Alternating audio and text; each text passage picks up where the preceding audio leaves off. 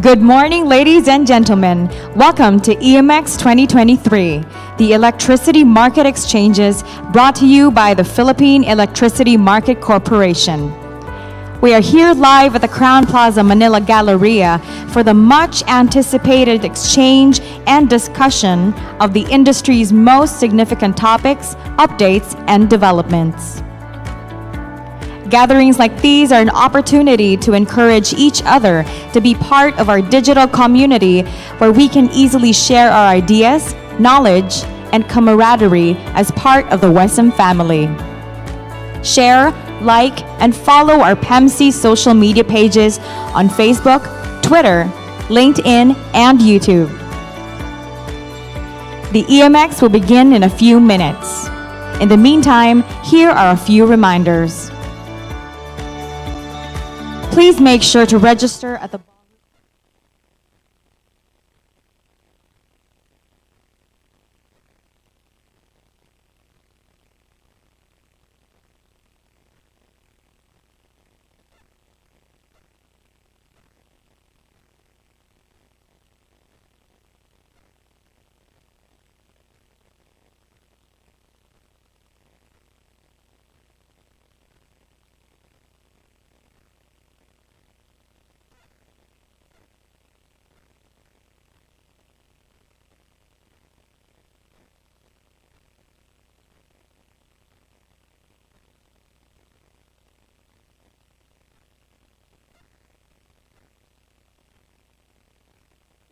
submit your questions through our virtual Q&A platform, Slido, by accessing the website via QR code placed on your respective tables. 2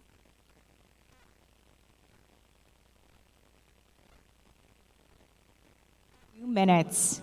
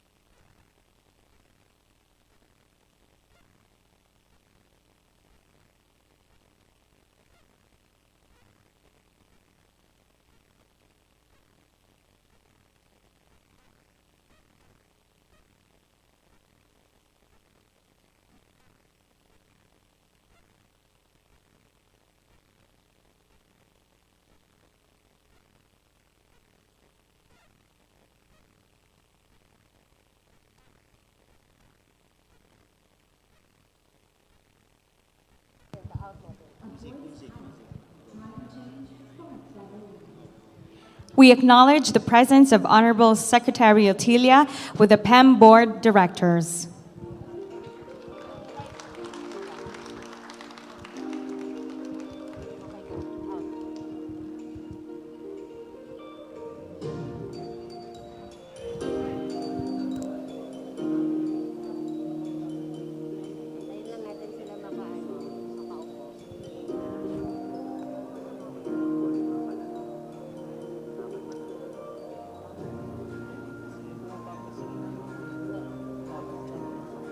Okay. When they've settled down. Yes. Thank you. Kuya, ready yung music natin dapat nakaupo. Ready din lights, alright? Okay. But change the tayo natin. yung monogram. Okay. Wait lang ha. Paupuin lang natin yung last person. I-greet and informative si Vanya, no?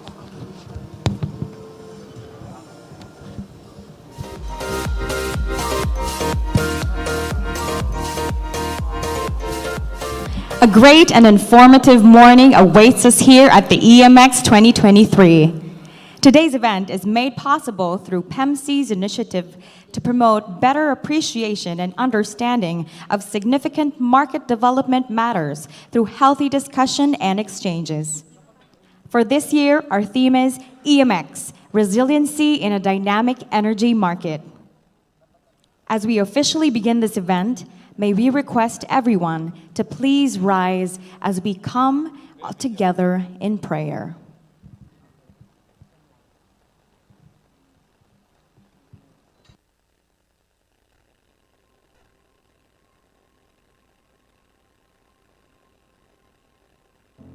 Lord God, source of life, none of us live for or because of ourselves. We all live as part of a community facing challenging and uncertain times.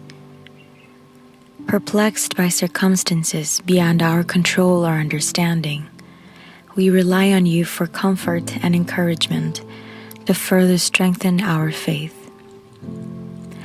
As we continue to fulfill our industry's mission following the global pandemic, we implore you to bless the work of our hands in sustaining and enhancing life, and to guide us to answer your calling towards the path for the common good. In the discussion that will take place this day, open our hearts and minds to sense the wisdom you have to share. May this time of gathering be blessed with your presence. May those who are present be blessed with your wisdom. May the organizations they represent be blessed as instruments of your love. All these we ask through our Lord Jesus Christ, your Son, and our Savior. Amen.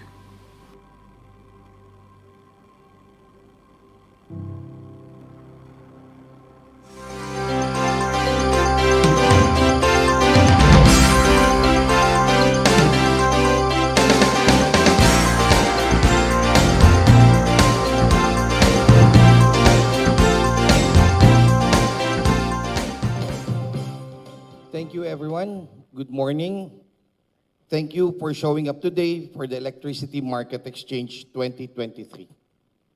I believe that we have all learned to appreciate again the importance of being truly present, of seeing the various facial expressions of the people we work with, the firm handshakes, and most of all, not having to check if our audio is working and if the presentation is visible, like right now.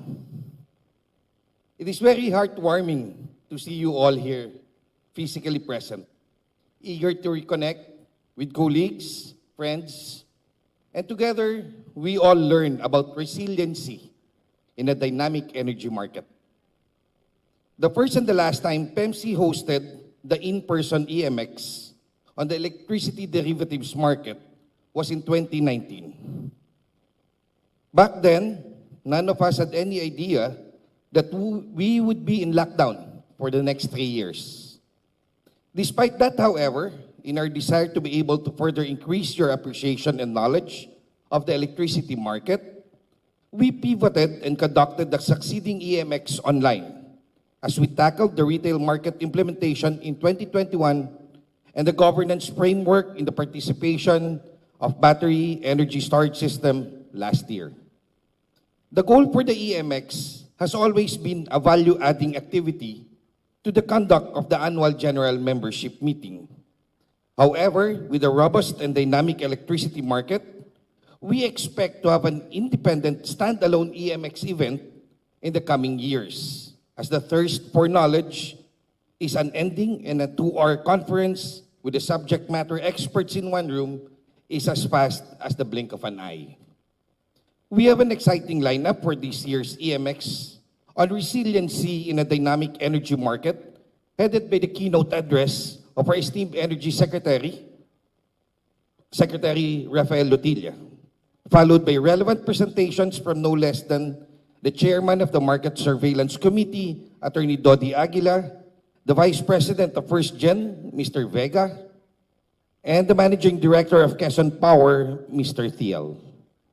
We are joined virtually by our guests from the California ISO, headed by their Executive Director, Mr. Hildebrandt, as they share their experience of the battery energy storage system. The pandemic has only proven that the electric power industry has the remarkable capacity to pivot and adapt to a drastically changing landscape. During the lockdown, groundbreaking industry milestones were launched, such as the Enhanced WESM Design and Operations, or the EWDO, and the WESM Mindanao. Emerging from the lockdown, we are looking forward to the completion of the Mindanao Visayas Interconnection Project, or the MVIP, and the commercial operations of the reserve market. The Philippine electricity power industry landscape is unstoppable, and we at the Philippine Electricity Market Corporation are glad to be at the center of it all in the governance of a truly dynamic energy market. On behalf of the hardworking men and women of Team PEMC, I wish you an electrifying morning of knowledge gained from today's presentations. Thank you all for your time and your attention. Now it is my great honor to introduce to you the keynote speaker of EMX 2023. He has served in government for more than 20 years in various capacities. Professor of Law in the University of the Philippines, Secretary at the National Economic and Development Authority, NEDA, under 3 presidents, and President and CEO of PSAM, besides sharing his expertise as legal consultant to several Senate presidents and senators.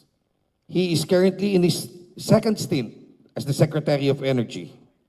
He also served as Regional Program Director of a Regional Seas project funded by the Global Environment Facility, GEF, and implemented by the United Nations Development Program, UNDP. In the private sector, he was an independent director in several publicly listed conglomerates with diverse interests, including energy and the financial services. Ladies and gentlemen, I invite you all to join me in welcoming our Energy Secretary, Honorable Raphael P.M. Lotilla.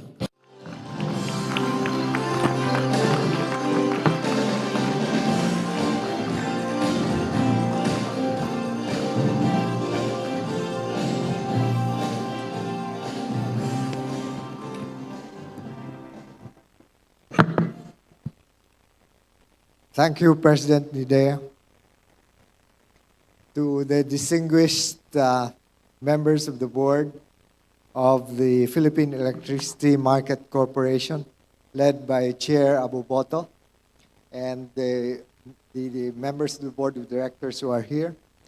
To our distinguished guests, participants from the power sector, and our event organizer, the PEMC, a pleasant morning to all of us. We are not strangers to the numerous challenges we face in the generation sector.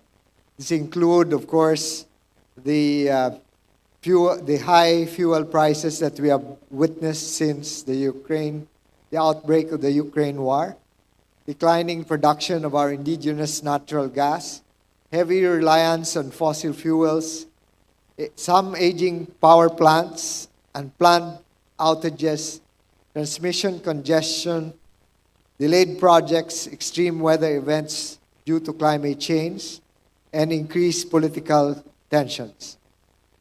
These challenges highlight the urgent need for more energy resources to support our growing economy's power demand. If we are to realize the projections that by 2034 we will be among the Asia-Pacific's trillion-dollar economies, then we would need to provide the power that would fuel that growth. Amidst these difficulties, the electric power industry has shown remarkable resiliency and flexibility in overcoming adversities. This presents us with an excellent opportunity to keep growing, improving, and implementing new policies and programs in the power sector. By doing so, we can enhance the quality of life of our fellow Filipinos. To accelerate the growth of energy, including renewable energy in our country, several policies and programs have been launched. We are building on the strengths that have been initiated in the past, such as the competitive renewable energy zones to assist RE developers in finding suitable locations for the plants, as well as for the conventional and other sources of power. The DOE also implemented the preferential dispatch to ensure and prioritize the dispatch of RE resources in the power grid and reduce greenhouse gas emissions, in addition to the must-run or the must-dispatch power sources under the RE law.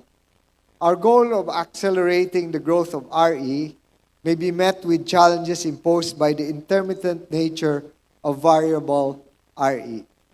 The increased penetration rate of renewable energy will require more ancillary services to support the reliability and safety of the grid.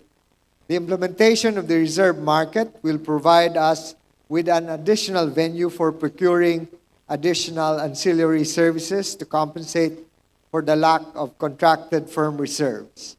Our target is to launch the commercial operations of the reserve market this year for the benefit of the whole electric power industry.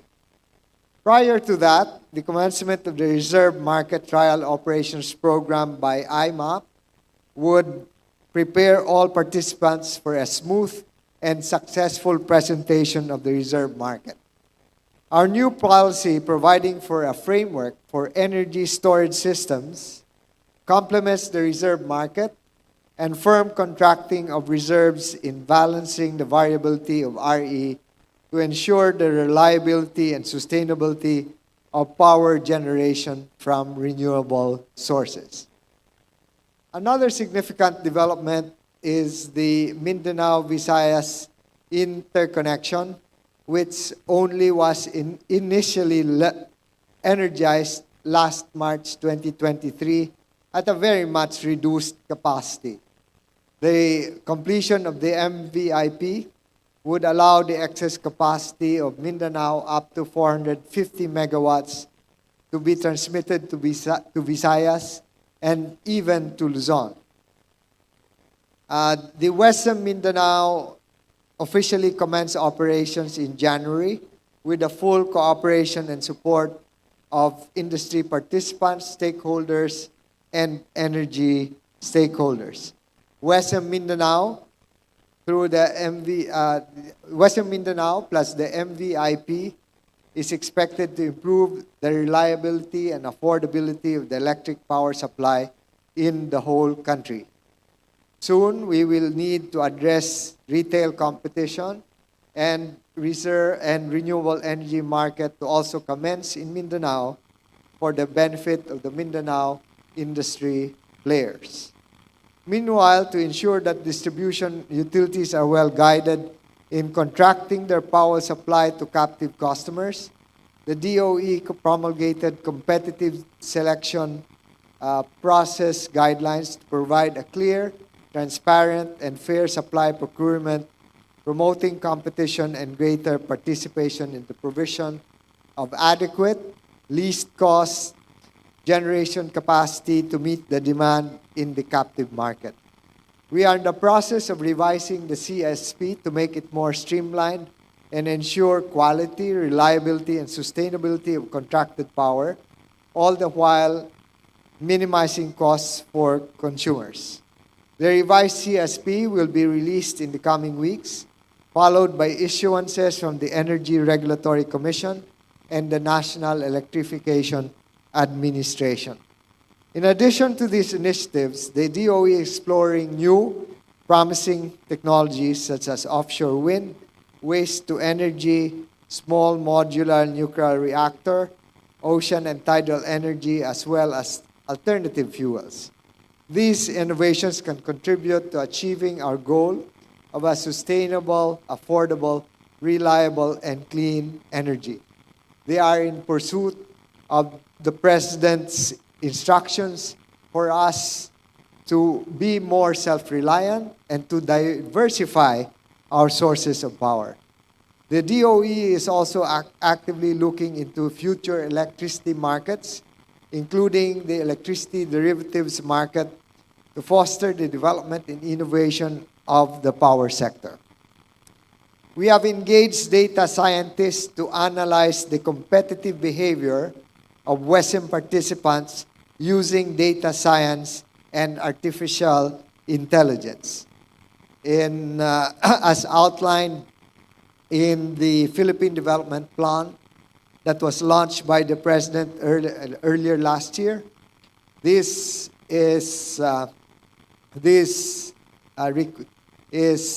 pursuant to the desire to introduce game-changing measures. Let me just say that as far as promoting competitive behavior is concerned, we want this to be on a voluntary basis. But if needed, we will be firm in addressing anti-competitive behavior. So let's make sure that as we implement big data analysis and artificial intelligence, that as we move forward, we do not have any such anti-competitive behavior. Because if I do come across such, then it will force me to go back and review all previous behavior. But I am confident that you and all the other stakeholders are going to help us in moving forward in ensuring that the market in the Philippines will truly be competitive. The new tools are vital for identifying and mitigating any anti-competitive behavior, ensuring a highly competitive power sector that benefits consumers with lower energy costs. These are just a few examples of the initiatives and policies our government is implementing pursuant to President Ferdinand Marcos Jr.'s instructions to ensure a level playing field for all that would attract not only foreign but domestic investors. We firmly believe that through partnerships with you, with the stakeholders, with other government agencies, and civil society, we can promote and stimulate the growth and development of the power industry for the betterment of our people. All the policies, projects, and programs I mentioned aim to improve and innovate our electricity market, ultimately achieving our goal of providing accessible, affordable, reliable, and sustainable energy for the country. However, none of this can be accomplished without the collaboration and active participation of all stakeholders, particularly private sector. It is crucial that we work together to realize our noble aspirations of empowering the electric power industry and fueling the continuous growth and development of our country. Your theme involves dynamism. And dynamism, while it denotes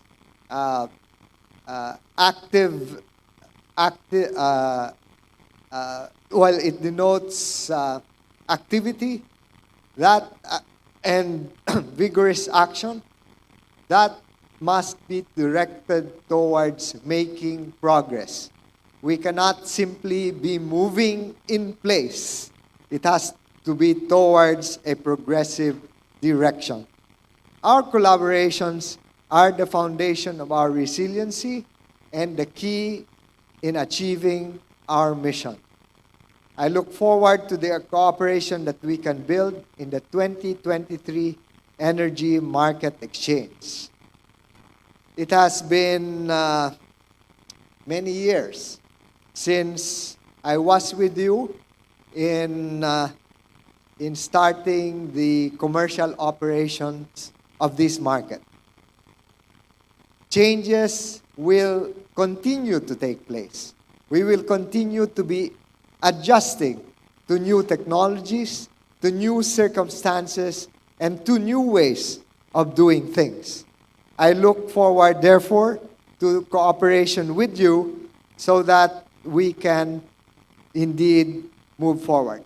Maraming salamat po at mabuhay tayong lahat.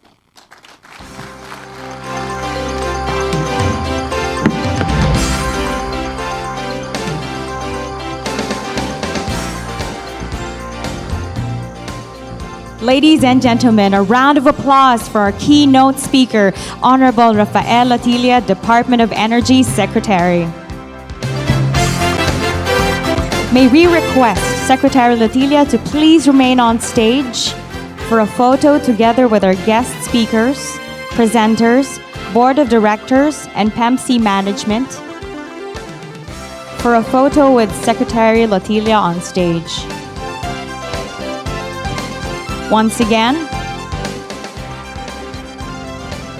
may we ask our guest speakers, presenters, Board of Directors, and PEMC management for a photo with Secretary Lotilla on stage.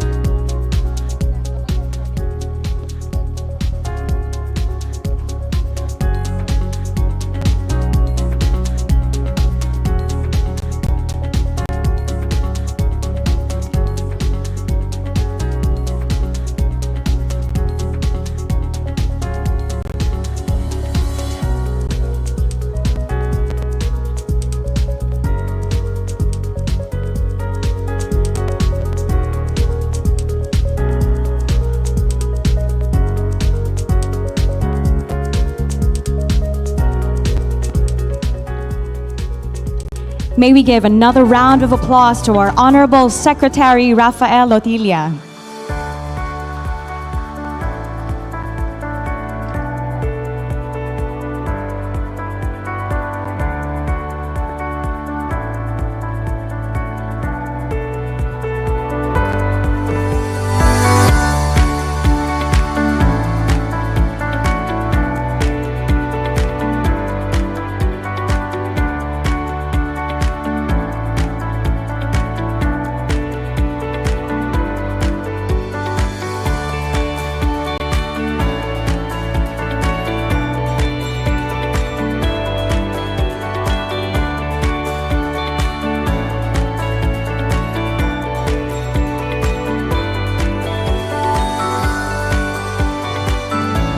As we move forward with our discussions, we encourage your active participation by sending your questions through our virtual Q&A platform Slido by accessing the website via QR code placed on your respective tables. Once again, we encourage your active participation by sending your questions through our virtual Q&A platform Slido by accessing the website via QR code placed on your respective tables.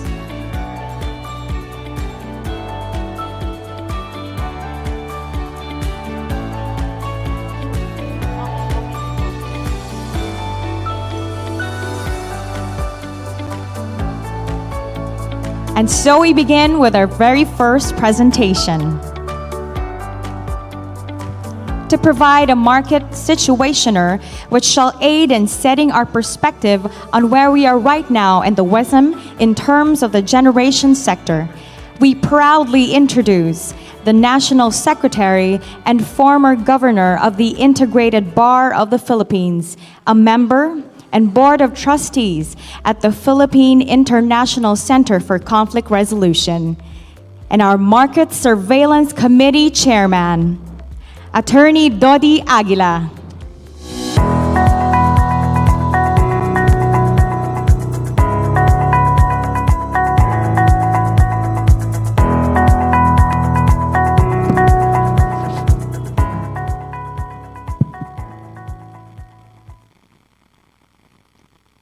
A pleasant day to everyone. Thank you for joining us for today's energy market exchanges. To the officers of PEMC,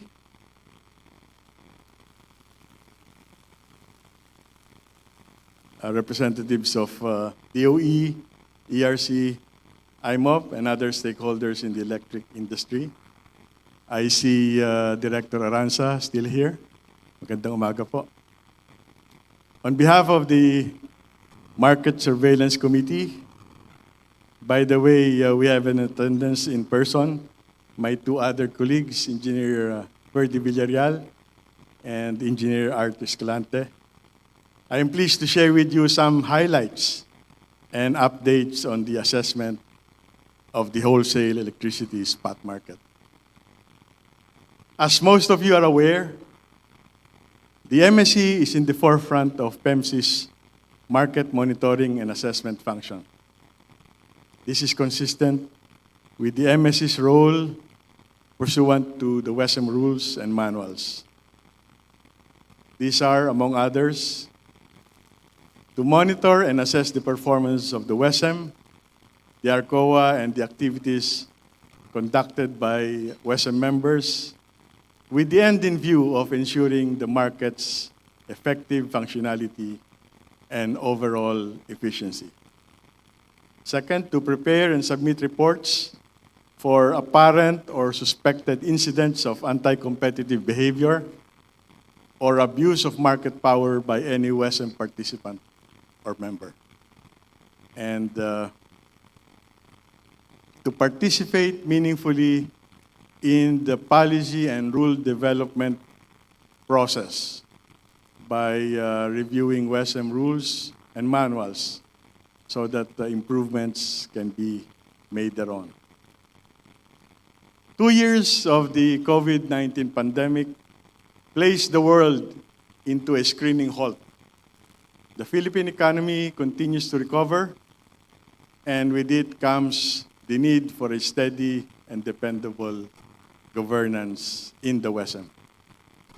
In view of this, the committee has regularly published its assessment and accomplishment reports to provide the public and, of course, the WESM members with information on market development and behavior, including all other activities undertaken by the committee in pursuit of its mandate. To start off, the MSC regularly monitors the capacity mix in the WESM in terms of generating resource types. Data shows that coal plants has continued to dominate the supply of capacity to the spot market. This is because of its base load characteristics. Coal plants hold the largest share at about 44% of total registered capacity. This is followed by natural gas at 15%, hydro at 12%, and oil-based plants at 11%. Looking at the profile of the plants, majority of the generating capacity in the market still comes from conventional plants. While this is the case, we have likewise seen a substantial growth in the participation of renewable energy resources, with the government encouraging these types of resources in accordance with the provisions of RA 9513, otherwise known as the Renewable Energy Act.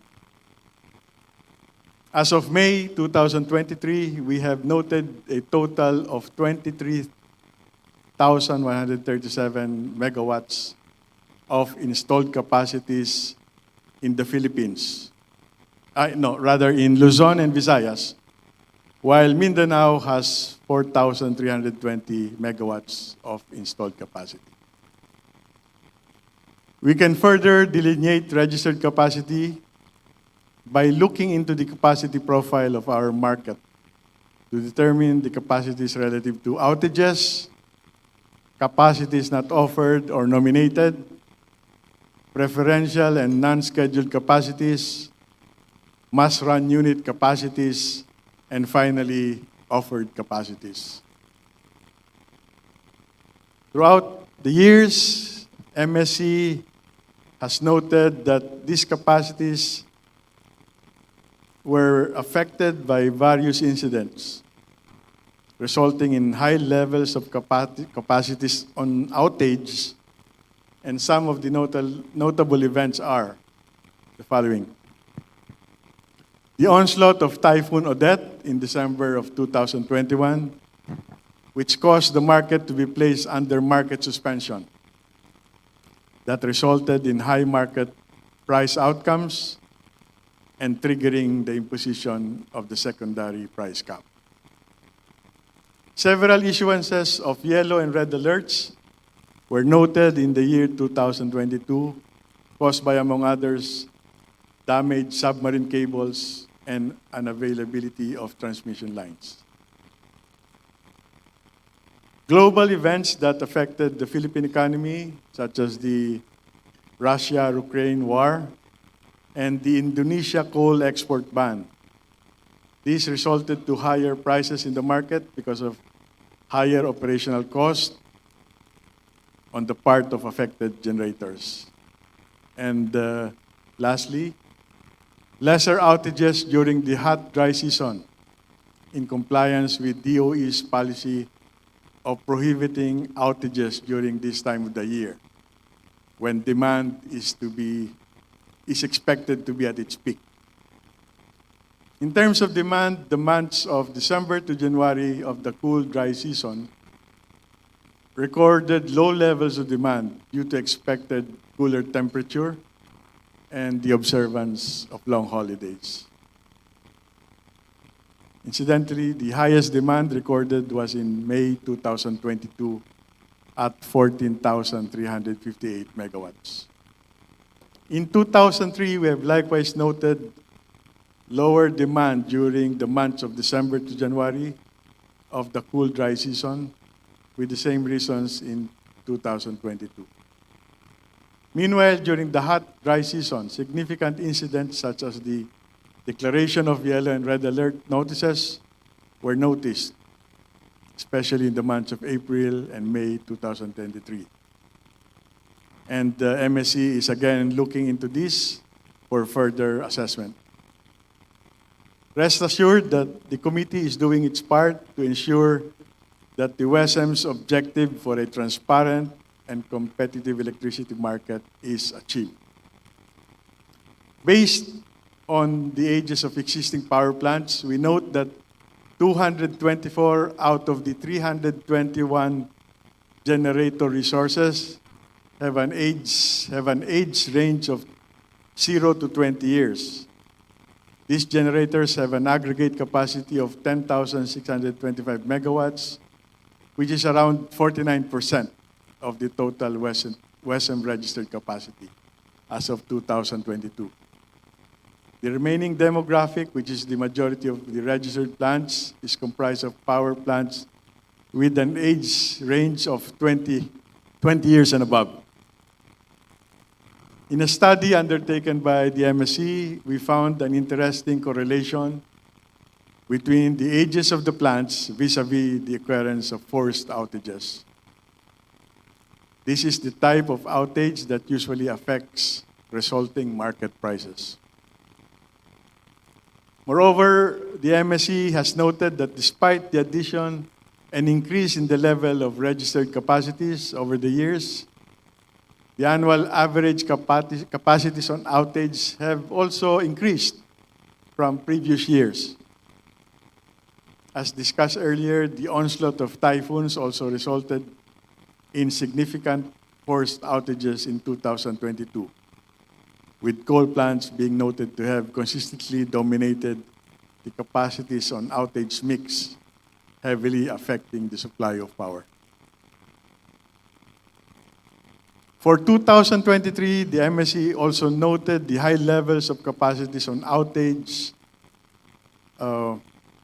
but have all gone down during the hot, dry season, especially after the DOE had promulgated a prohibition for scheduled outages during this period. This is, of course, with the exception of hydro plants, which usually have limited water availability during this period anyway. Looking at the capacities on outages by type of outages, a huge chunk came from forced outages, consistent with the previous discussion.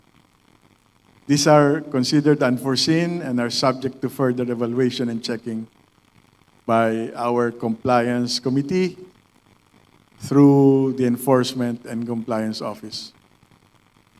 Meanwhile, planned and maintenance outages are normal and are coordinated, scheduled with the NGCP, our systems operator, through the GOMP and approved by the DOE. For 2023, we have likewise noted high levels of forced outages, followed by planned and maintenance outages that are likewise being monitored by the MSC.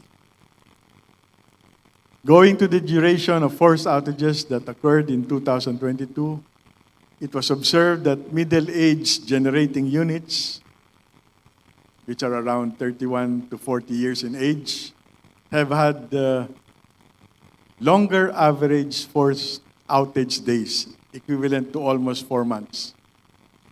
Similarly, older plants aged from 71 to 80 years of age, which involve 7 units of hydro plants, had the same length of average forced outages days in 2022.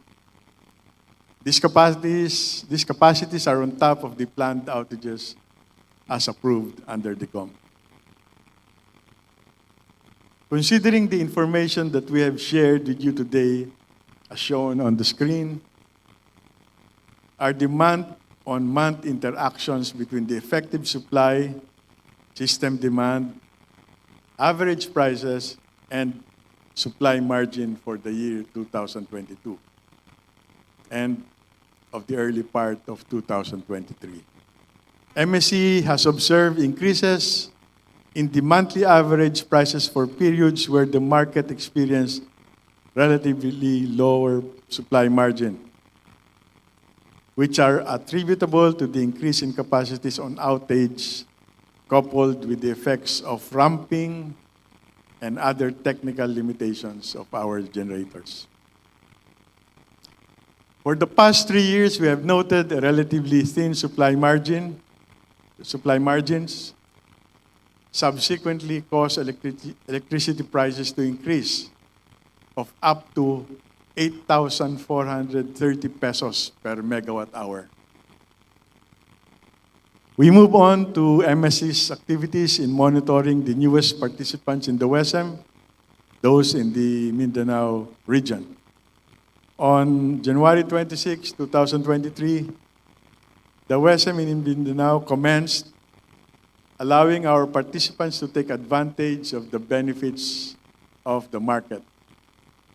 In the course of the committee's monitoring activities, we have observed price spikes caused by forced outages of coal and hydro plants that resulted in the dispatch of fast-acting higher price oil-based power plants, thereby increasing the market prices during the summer months. While the market is evolving and improving over the years, with continuous increase in the level of our registered capacities, with the entry of new power plants, there are still several challenges that we are currently facing. To name a few, these are the need for a reliable and secured source of electricity for Luzon, Visayas, and Mindanao grids that will be able to supply power whenever needed, and at the same time ensuring that power rates are competitive for both consumers and investors. Second, the high dependence on base load power plants that utilize fossil fuels in its operations that may potentially be affected by global economic issues, as exemplified by the war between Russia and Ukraine and the coal export ban that was implemented by Indonesia. Aging demographic profile of plants, wherein majority of the coal power plants supplying about 9,000 megawatts in the systems are at the age of 1 to 30 years old, showing our big reliance on conventional and aging plants that may be prone to more maintenance outages. Fourth, increasing environment burden. The increasing environmental burden incurred by more consumption of energy. It has been shown that energy and environmental problems are closely related, since it is nearly impossible to produce, transport, or consume energy without some environmental impact. Likewise, energy derived from fossil fuels contributes significantly to global climate change, so that an increase in the energy consumption using these resources would result in negative effects to our environment. We are also faced with the depleting availability of indigenous resources. To date, the Malimpaya gas field remains to be a meaningful source of natural gas for the Philippines. But production levels are expected to decline from 2024 onwards.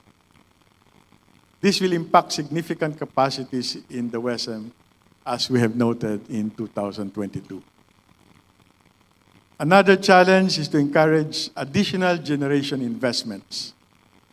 The market, several areas for potential exploration and investments, but these require meaningful efforts to encourage potential investors to come to the country. The market has to gain the confidence and trust of such investors by having a well-functioning market that establishes transparent and efficient price signals. As the governance arm of the WESM, PEMC will continue undertaking processes that will improve the experience of our market players and potential investors by providing accurate and timely information and data on the current condition of the market, by continuously improving market reports, participation in several information campaigns, and other streams of opportunity that may come the MSC's way to be of help to participants and potential investors. As the theme of this year's EMX, Resiliency in a Dynamic Energy Market, we look forward to a market that has an ability to anticipate and avoid any extreme and unexpected disruptions in the market, such as weather disturbances, natural calamities, which have caused most of the energy supply interruptions, intermittent supply of renewable energy, and even cyber attacks, which are rapidly increasing concerns not just domestically, but also globally. This resiliency will be achieved only through a collective effort on the part of the government, the governance arm, which is PEMC, and all market participants. To end this presentation, rest assured that your Market Surveillance Committee is committed to provide efficient monitoring and assessment of our market for the benefit of market participants and the market as a whole. On behalf of the Market Surveillance Committee, we have here Engineer Arthur Escalante, Engineer Ferdinand Villarreal, and online we have Engineer Christian Orias and Engineer Peter Wallace. Maraming salamat po. Thank you, Attorney Aguila, our Market Surveillance Committee Chairman, for that insightful discussion. Our next presentation will be all about integrating battery energy storage in electric markets and operation in line with the recent promulgation of the DOE. To tell us more about this interesting topic, we are so honored to be joined by the Executive Director for Department of Market Monitoring at the California Independent System Operator, also known as CAISO.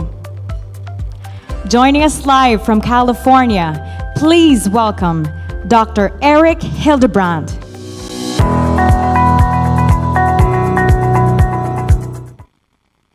Good morning, everybody. I'm very pleased and honored to be here this morning. And I'm very excited actually to be able to share our experience with battery storage in our systems. And as you'll see in our presentation, it's really just in the last 2 years, we've had about 4,000 megawatts of batteries come online in our system. So I'm able to share with you today our experience in the last 2 years with really large-scale batteries and how those operate in conjunction with our markets. Next slide, please. Just a little background on the California Independent System Operator. You can see California, our system, our home system is in yellow on this chart. But one thing that we've done to integrate large-scale renewable energy over the last few years is to integrate with other balancing areas in the Western United States. So you can see all the different balancing areas here are now united into one operating system that's run by the California ISO. And you can see there it's more than doubled the footprint. So that would just be the first point I would make, is that as a system relies more and more on different forms of renewable energy, actually, before we started installing batteries, the first thing we did was connect with other systems. And that's very important. Integrating with a larger system helps you balance out the different forms of renewable energy and manage the system. So that would just be a little background on that. But next slide, please.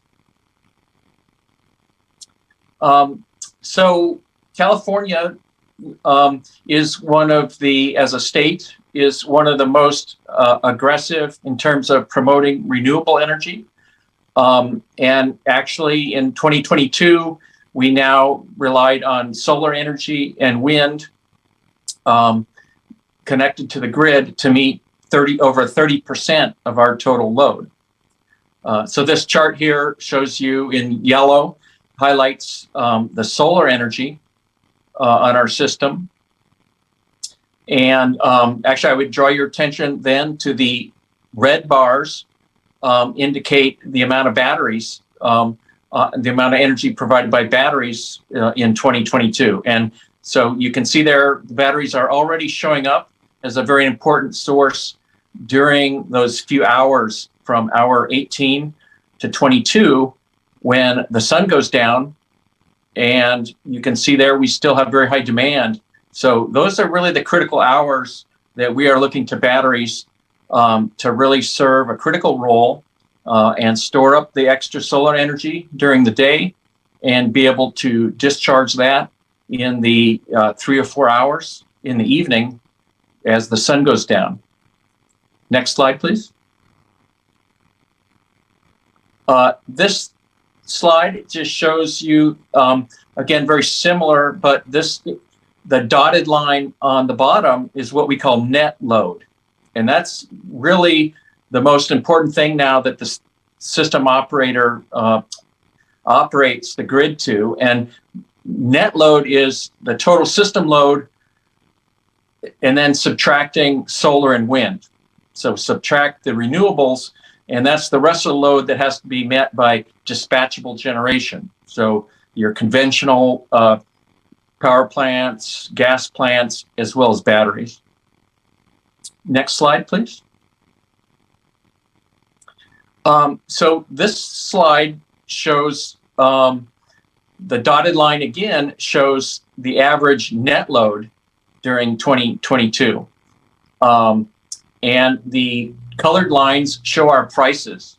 So you can see now that the prices in our system really follow the net load rather than the system load. And I'm guessing in your system, in most electric systems, prices peak, with, and really are correlated with the total system load. But we have so much renewable energy that our prices are now driven by this totally different pattern, which we refer to as net load. The other thing this chart shows is, again, during hours 18 through 22, when solar drops off, those are the critical hours. The prices are the highest, and that's when we're relying on batteries to be charged up and ready to discharge to help meet our peak net load demand in those hours. Next slide, please. This slide again just highlights the growth of batteries over the last really 2 years. So highlighted there in aqua is the amount of batteries coming online. And again, you can see there, this is the total nameplate capacity, but a lot of that solar that's shown in yellow, that's not available during those key hours. So batteries, really, we already rely on batteries for more like 10% of our capacity during the critical hours as solar drops off. Next slide, please. This next slide shows the different types of capacity and the quantity that's in our generation queue.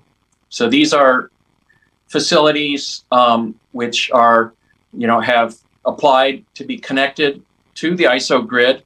Now, not all of these projects will probably be completed, but this is a good indication of the amount and the type of new capacity that will be added.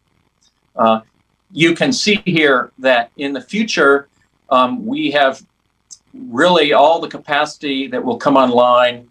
The new capacity is going to be either battery capacity, shown in the dark blue, or solar capacity combined with batteries, shown in the yellow.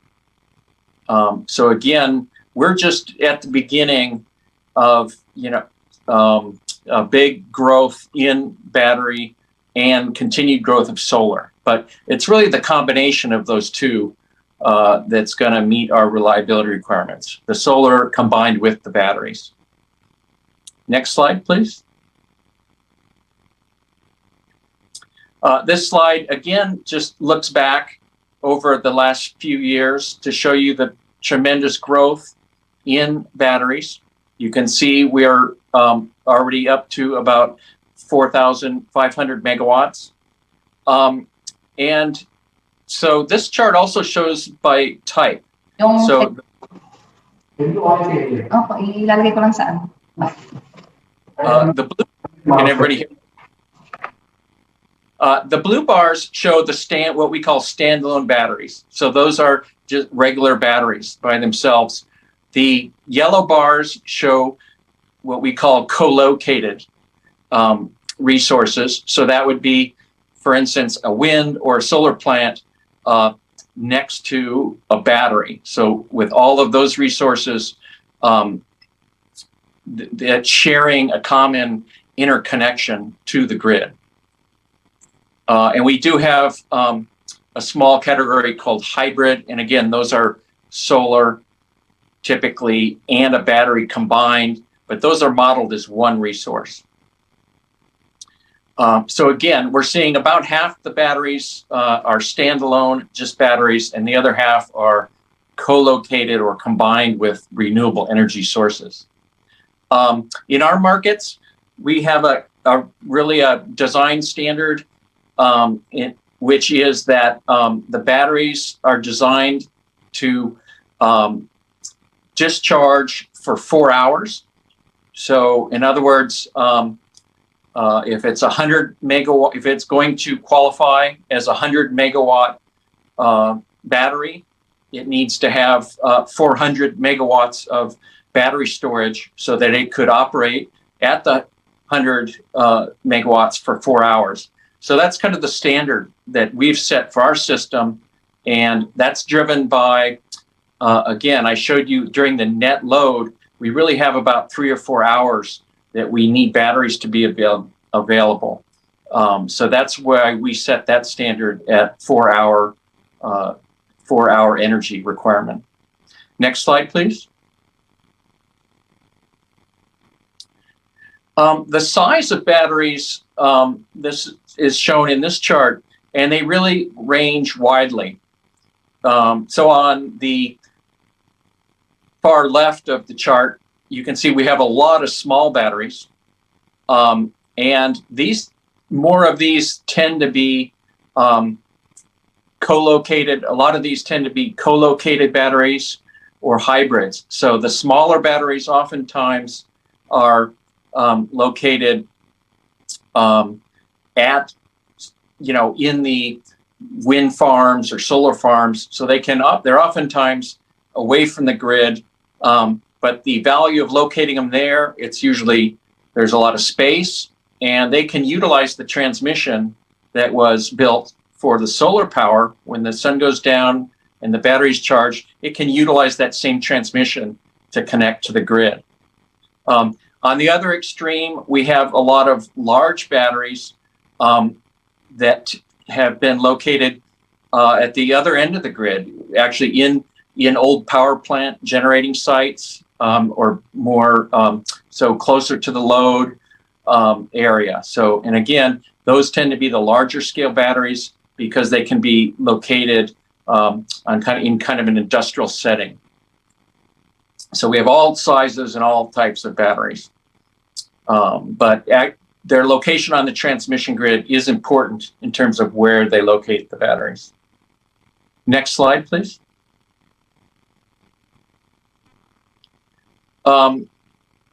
Okay, so we've really built a special model in our system to model batteries. So we really have separate bids for the battery to charge and discharge.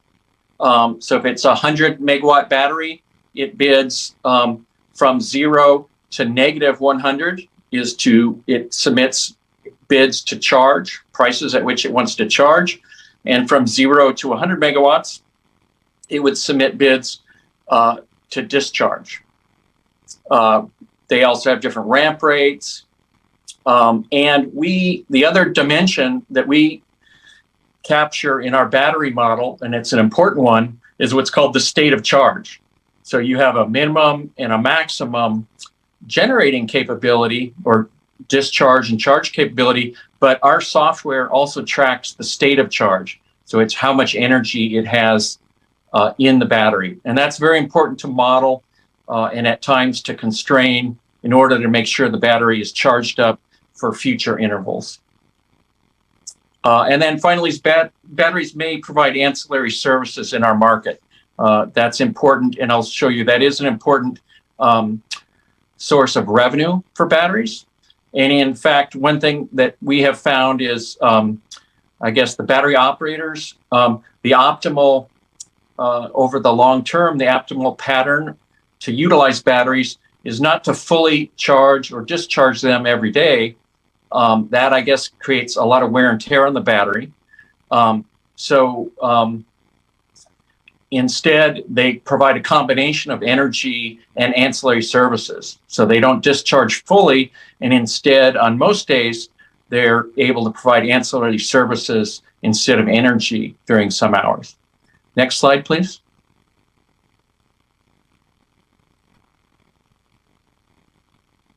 Next slide, please.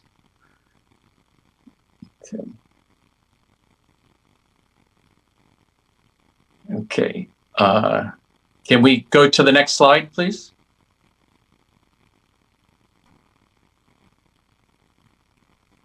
Okay, good. Okay, so this chart shows, again, kind of reinforces what I've described. The solid blue line shows our prices, and I described how the prices have a shape, a very distinct shape. The dotted yellow line on the top are the bids to discharge. So you can see there that those are much higher, and they're really designed so that the batteries typically only discharge in the evening hours when the market LMPs or market prices get above those. And then you can see that the bids to charge the battery are submitted so that they try to charge during the day when prices are lowest and the solar output is the highest. And you can see there that on average, the batteries are usually charging during the middle of the day and then discharging for a few hours in the evening. Next slide, please.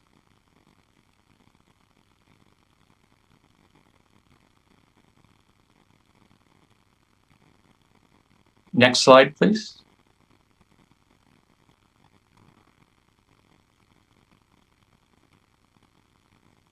Okay, this chart shows, these are averages. So I believe this was over in 2022.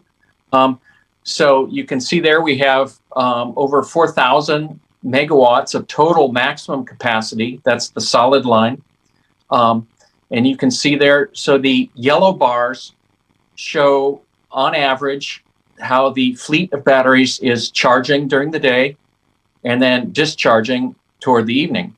And this, again, it's all based on the market prices that they're submitting and getting charged or discharged through the market. The other bars show the ancillary service and regulation capacity that they are providing. So in addition to providing energy, they provide ancillary services. And as I mentioned before, you can see here that the batteries are not charging every day and not discharging to their maximum every evening. That would create a lot of wear and tear on the batteries. And on a lot of days, the batteries aren't needed. The full output is not needed in the evening. So this is more, again, this is an average over the year. Next slide, please.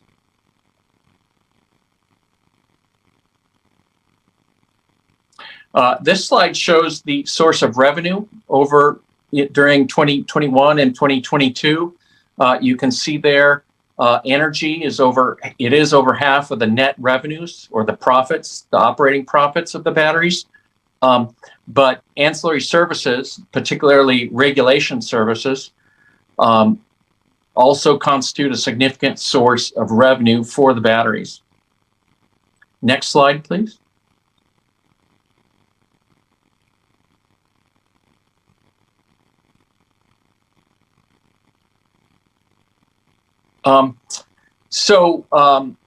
The final point I want to make is that Batteries, so the market works very well most under average conditions, under typical conditions. The batteries, they submit their bid prices, the market, they're efficiently charged and discharged in the market. But on a few critical days of the year, and for those, those are usually in September, in our hottest months, we have found that it's important for the grid operators to be able to manually intervene and set constraints to make sure that the batteries are charged up for those critical hours. And this chart just shows the red bars show that when we were in a system emergency. So these were 4 days last September when we were, in a critical system condition.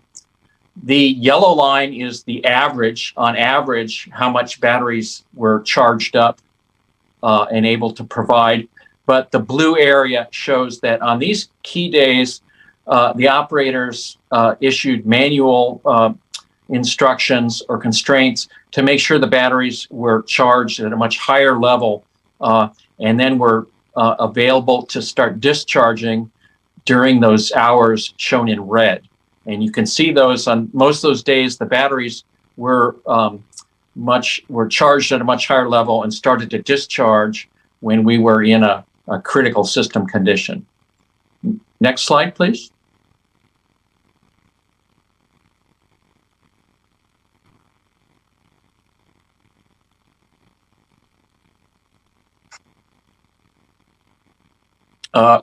Okay, next slide, please. One more.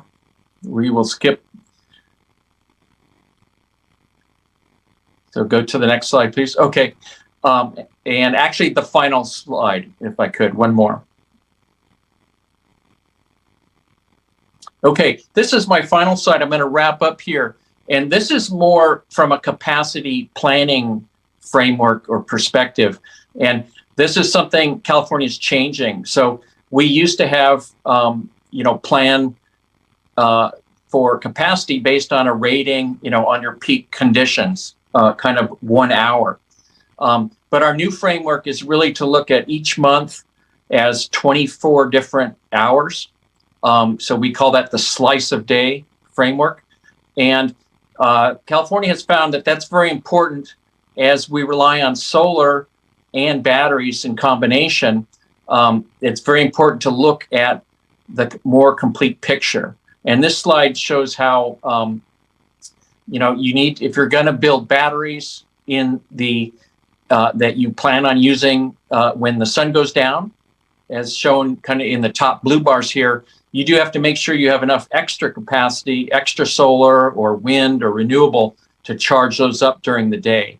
So that's what this chart is showing. And this is the capacity planning framework, or which sets the requirements that we use in our market. So my final point would be, going forward, I think this is important. You do have to look at the system as a whole and whether you're going to have enough extra energy to actually charge those batteries up. And then finally, as I noted, you need market mechanisms and sometimes manual intervention to make sure that those batteries are in fact charged up on your critical days so that they're there for use. So that concludes my presentation. And I want to just, thank you again for the opportunity. I look forward to questions later on. And if we don't get to all your questions today, I didn't put my contact information on here, but we're welcome. People are welcome to contact us if you have any information about batteries in our markets later on. So thank you very much.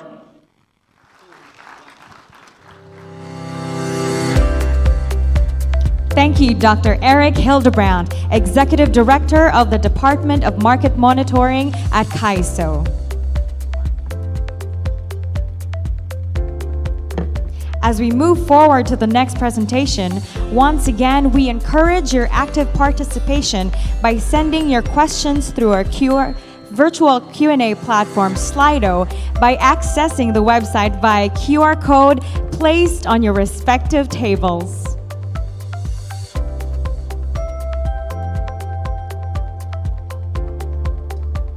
Up next, let's talk about some updates on renewable energy, its recent enhancements and future innovations.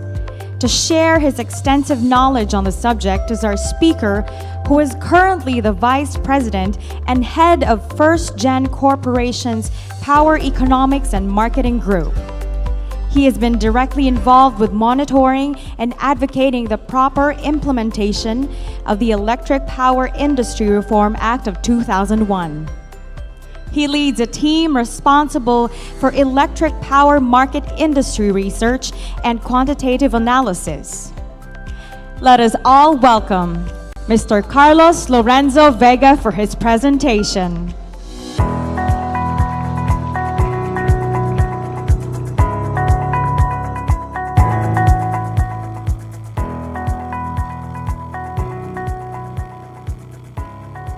Okay, so to the dignitaries, the distinguished guests and participants of today's EMX, again, a pleasant, wonderful morning.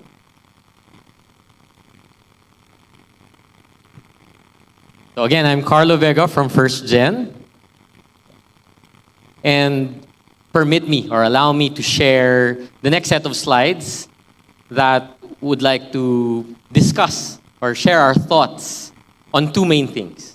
One is our observations on the market, some thoughts on our participation, particularly focusing on us being a renewable energy provider or our clean and renewable portfolio.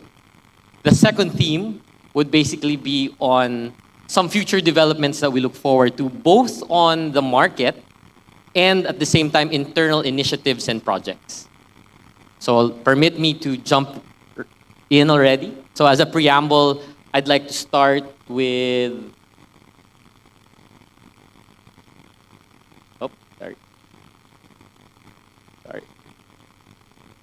Yeah, okay. So I'd like to start with the renewable energy law and basically see how the passage of the RE law paved the way for RE development. And in this slide, I wanted to show how, since its passage, we've seen installed generating capacity increase significantly to meet our demand that was continuously growing, and at the same time show how our renewable energy capacity increased over that same period.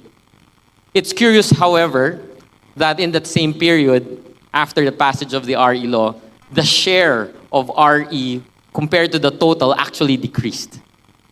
And at First Gen, we'd like to say that we continue to do our part in expanding the share of renewables in the total capacity by expanding our geothermal, hydro, solar, and wind capacities alongside, and I think this is worth mentioning, alongside our natural gas projects. We mention this because we think that achieving the future of the decarbonized and net zero future that we're looking at is impossible if we do not have a transition, an energy transition plan. And so with our decision to look at renewables and natural gas to go to that and achieve that future, so basically we're saying through this portfolio, we've generated 21%. Last year, we've generated 21% of the total kilowatt hours. Can you please move? And I think the point that we wanted to make was that all these years, throughout these years, the operations of WESM played a vital role in our growth. I think that's the main point, that from 2006, anyway, I'm 2 slides down already. So from 2006 when Luzon, WESM started, to 2010 when Visayas started, and just recently when Mindanao started, we would like to thank the leadership of the various stakeholders for seeing WESM change progressively. One more slide, please. Progressively, so that it performs its key roles of this central dispatching and price signaling. Sorry, it's just not moving. Okay, so basically the preamble is that we look forward to we are expanding our portfolio of clean and renewable, and we thank WESM to enable this. Now, okay. So as I was saying, from 2006 all the way to today, we have participated in the WESM, and we've witnessed how it has changed progressively, performing its role as sending out clear price signals. It has significantly changed. And central dispatching. And it is through this experience that we'd like to share some of our thoughts, remarks as you may, on some aspects, particularly 3 aspects of the WESM. And the first one that we'd like to talk about is the implementation of the 5-minute interval. This was implemented right smack during the pandemic. And what we'd like to say is that this is truly a welcome development for us. Just one more. Okay. So this is just a comparison of a typical day when we were looking at 1-hour intervals and compare it with 5-minute intervals. And if you notice, you will see how the 1-minute interval prices tend to smooth out the actual supply and demand situation versus the 5-minute market, wherein the actual sensitivity of supply and demand are now reflected in more granular fashion.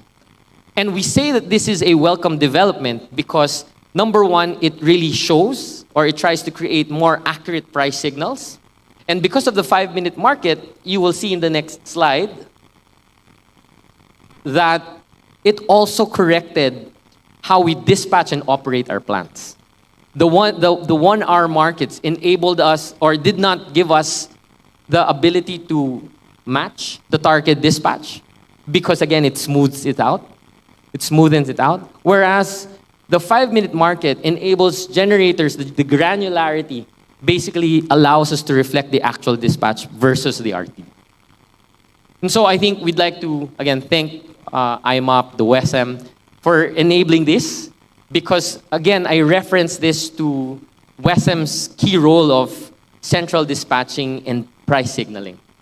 This is truly a good development for us, particularly as a clean and renewable generation company, because it helps us improve. And, in general, it makes WESM more efficient as a market. Now, the second aspect that we'd like to share on, our thoughts on, would be I think the Honorable Secretary mentioned this in his speech. We're very thankful for IMOP's implementation of the department circular last January. And you will see here an actual, a comparison when we finally switched our geothermals and hydros to, particularly the geothermals, to priority dispatch. It improved our generators, basically our geothermal plants' daily operations. When, geothermals are designed to run as flat as possible, the priority dispatch enabled us to do so. And the third aspect that we'd like to share our thoughts on would be on the pricing conditions. I borrowed so that I will not be charged with copying. I took this from the IMOP. And this is a report on their pricing conditions. And what is the main point I wanted to make? The main point is that if you divide the intervals into pricing conditions, abnormal versus normal, you will see that the light blue are normal pricing conditions. And in terms of statistics, they said that in this particular period, it was 67%. But that also meant that 33%, or 1/3, 1 out of 3 intervals, experience price distortions because of either, majority of them would be the orange, and the other blue line, which refer to PSMs that are congestion related. And number 2, the blue one would refer to secondary price cap, abnormal pricing conditions. And so, in the first 2 aspects that we've shared, we're saying our experience is that we've witnessed the WESM improve performing its function as, in terms of giving out accurate price signals and central dispatching. But it also shows that we're very optimistic with IMOP and WESM's improvement of these pricing conditions. We hope more and more that the abnormal pricing conditions caused by the secondary price cap and the congestion in instances will also come down furthermore in the future. So these are three aspects. And these three aspects, we wanted to take this with respect to the future developments, internally and market-wise, that we're looking forward to. So again, it was mentioned by the Honorable Secretary that these two developments are, in particular, are something that we really look forward to. The first one is the commercial operations of the RE market, the REM. And this will enable further expansion of our RE capacity because this now provides another venue for us to value the kilowatt hours coming from the renewable energy sources. And of course, as explained earlier, we will not be able to move towards that future if we do not have a robust co-optimization between ancillary and energy. The reserves market will enable this, especially if you look at what's about to come. And this is something that we anticipate. This is something that we anticipate to significantly change the landscape. GEP 1, GEP 2, and even I think the GEP round 3 will significantly bring, or will actually bring the influx of RE. And so without the first two, I think the worry is that it will become more confusing and chaotic if we do not have the REMs and the co-optimization of reserves and the energy. So outside of this, permit me now to share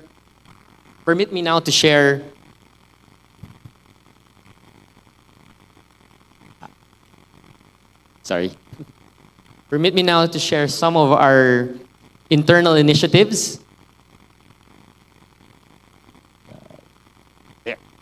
And I'd like to focus on our geothermal projects. Now, first gen, through our pure RE company, the Energy Development Corporation, which is the largest geothermal player, we're looking at basically technologies. No, I would not like to say that it's a new technology, but basically within the next few years, there will be 90 megawatts, close to 90 megawatts of additional geothermal power plant capacity that will come from the binary technology.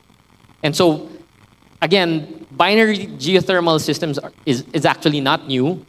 The first installation of the binary geothermal power plant was in 1940 in Italy. And while it's not new around the world, in the Philippines, it's actually not utilized. And so we're looking at this to improve and increase the capacity of renewable power from our geothermal sites. And I wanted to mention 90 megawatts because geothermal today is the only baseload RE source. And 90 megawatts of geothermal capacity actually translates to 500 megawatts of solar. And so for us, we would like to pursue this project very aggressively because it basically uses waste heat and transform it into kilowatt hours. So the conventional way of using geothermal power is that we extract the heat of the earth, we separate the steam from the brine, and we inject the brine after using the steam to run the turbines. What binary technology basically does is that it uses the brine and some fluids to increase and add kilowatt hours or capacity to that geothermal system. And so I think these are some of our projects that we are hoping to get online very soon. And in addition to that, we're also looking at developing geothermal systems that enable developing projects outside or far from the volcanic sites that we usually do for conventional systems. And I think low-temp geothermal will also help us harness more power using lower temperatures. So conventional geothermal systems would use 250 and up, 250 degrees Celsius and up. But low temperature systems like this can actually produce kilowatt hours efficiently at 100 to 150. So again, while this is not earth-shaking technology, nor are these technologies new, we'd like to say that these are things that can be done here in the Philippines. We are not Germany, we are not California, but these are things that are low-hanging fruits that we think can be done and implemented here in the Philippines to add, again, moving towards that future. Now, the third one, and I think this was already discussed in detail, is that we're also looking at battery energy storage systems or storage systems in general. I will not discuss in detail this technology, but I would like to say that we are looking at this particular initiative not because of the technology, but because of the use, the various uses that it provides us. And from ancillary services, from providing frequency regulation, to basically peak shaving, and even price arbitrage. And I mentioned this in relation to the previous slides because geothermal, being an RE, a baseload RE source, will face challenges once GAP, as I mentioned, GAP and the variable RE comes in. We've experienced in Negros how solar was able to disrupt our baseload operations. And storage systems like this seem to be a very optimal way of developing additional kilowatt hours for an RE generator like us. And then lastly, what I wanted to share was that innovations and upcoming initiatives are not just on the source, but we'd also like to say that we are looking at harnessing AI and machine learning in order to optimize the way we operate, the way we participate in the WESM. And so I know this is, again, not earth-shattering, not new technology, but I think here in the Philippines, given the developments in the market, using data analytics to improve our price forecast, to improve the way we utilize, especially when the 5-minute market happened, we've started getting voluminous data. And without the use of AI and machine learning, we would be wasting the value of looking at that kind of data, that voluminous data. And so with this, I'd like to move to close by saying that FirstGen remains, we remain faithful to our commitment to decarbonizing our future. And these are just a list of projects. And just to run through them, we've recently acquired Casignan. There are geothermal projects down. That's the Bacman Unit 4, 5, and Managnong. And then Project Aya, as I mentioned, is not a battery energy storage system, but it's a bigger storage system. It's a pump storage hydro project that again will fit into the whole development of RE coming in and still meeting demand. And so we're aggressively pursuing this. And of course, the energy transition we feel that the energy transition will need natural gas-fired capacities like Santa Maria. And the recent development in our LNG terminal coming close to commercial operations is a welcome development. And lastly, of course, our contribution, while it's not as big as others, we are looking at close to 6,000 megawatts of solar and wind projects. And so again, we remain faithful and committed to decarbonizing and contributing to this decarbonization. And I wanted to end by showing you a different take on the word renewable. RE is not renewable when it is not new and utilizes new technology. And it is not renewable if you are not able to ask everybody to join and collaborate with you. So again, thank you very much. We continue to request and implore everyone to forge collaborative pathways to a decarbonized and regenerative future. So exactly on the dot. Thank you very much. Thank you, Mr. Vega, Vice President and Head of Power Economics and Marketing Group at First Gen Corporation for that thorough discussion. Before we head on to our last presentation this morning, we encourage your participation by sending your questions through our virtual Q&A platform, Slido, by accessing the website via QR code placed on your respective tables. Our final presenter is the Managing Director of Quezon Power Limited Co. and General Manager for the San Buenaventura Power Limited Co. He formerly managed Intergen assets in Mexico and worked as Intergen's Vice President in the Asia-Pacific region, United Kingdom, Netherlands, Turkey, and Egypt operating plants. Currently, he is the President of the American Chamber of Commerce in the Philippines, Board Director of the Philippine Independent Power Producers Association Incorporated, and member of the Makati Business Development Council. Please welcome Mr. Frank Thill to discuss Quezon Power's ammonia co-firing. Thanks very much for that great introduction. Very pleasant morning to everyone here. First of all, my thanks to WESM and PEMC for inviting me to speak today. The energy transition has an overarching goal. The energy transition is thinking about reducing greenhouse gas emissions. And at the forefront of that effort is renewable energy. But then we have to also consider what's going to happen to the conventional power plants and how can we contribute to the energy transition by reducing greenhouse gas emissions.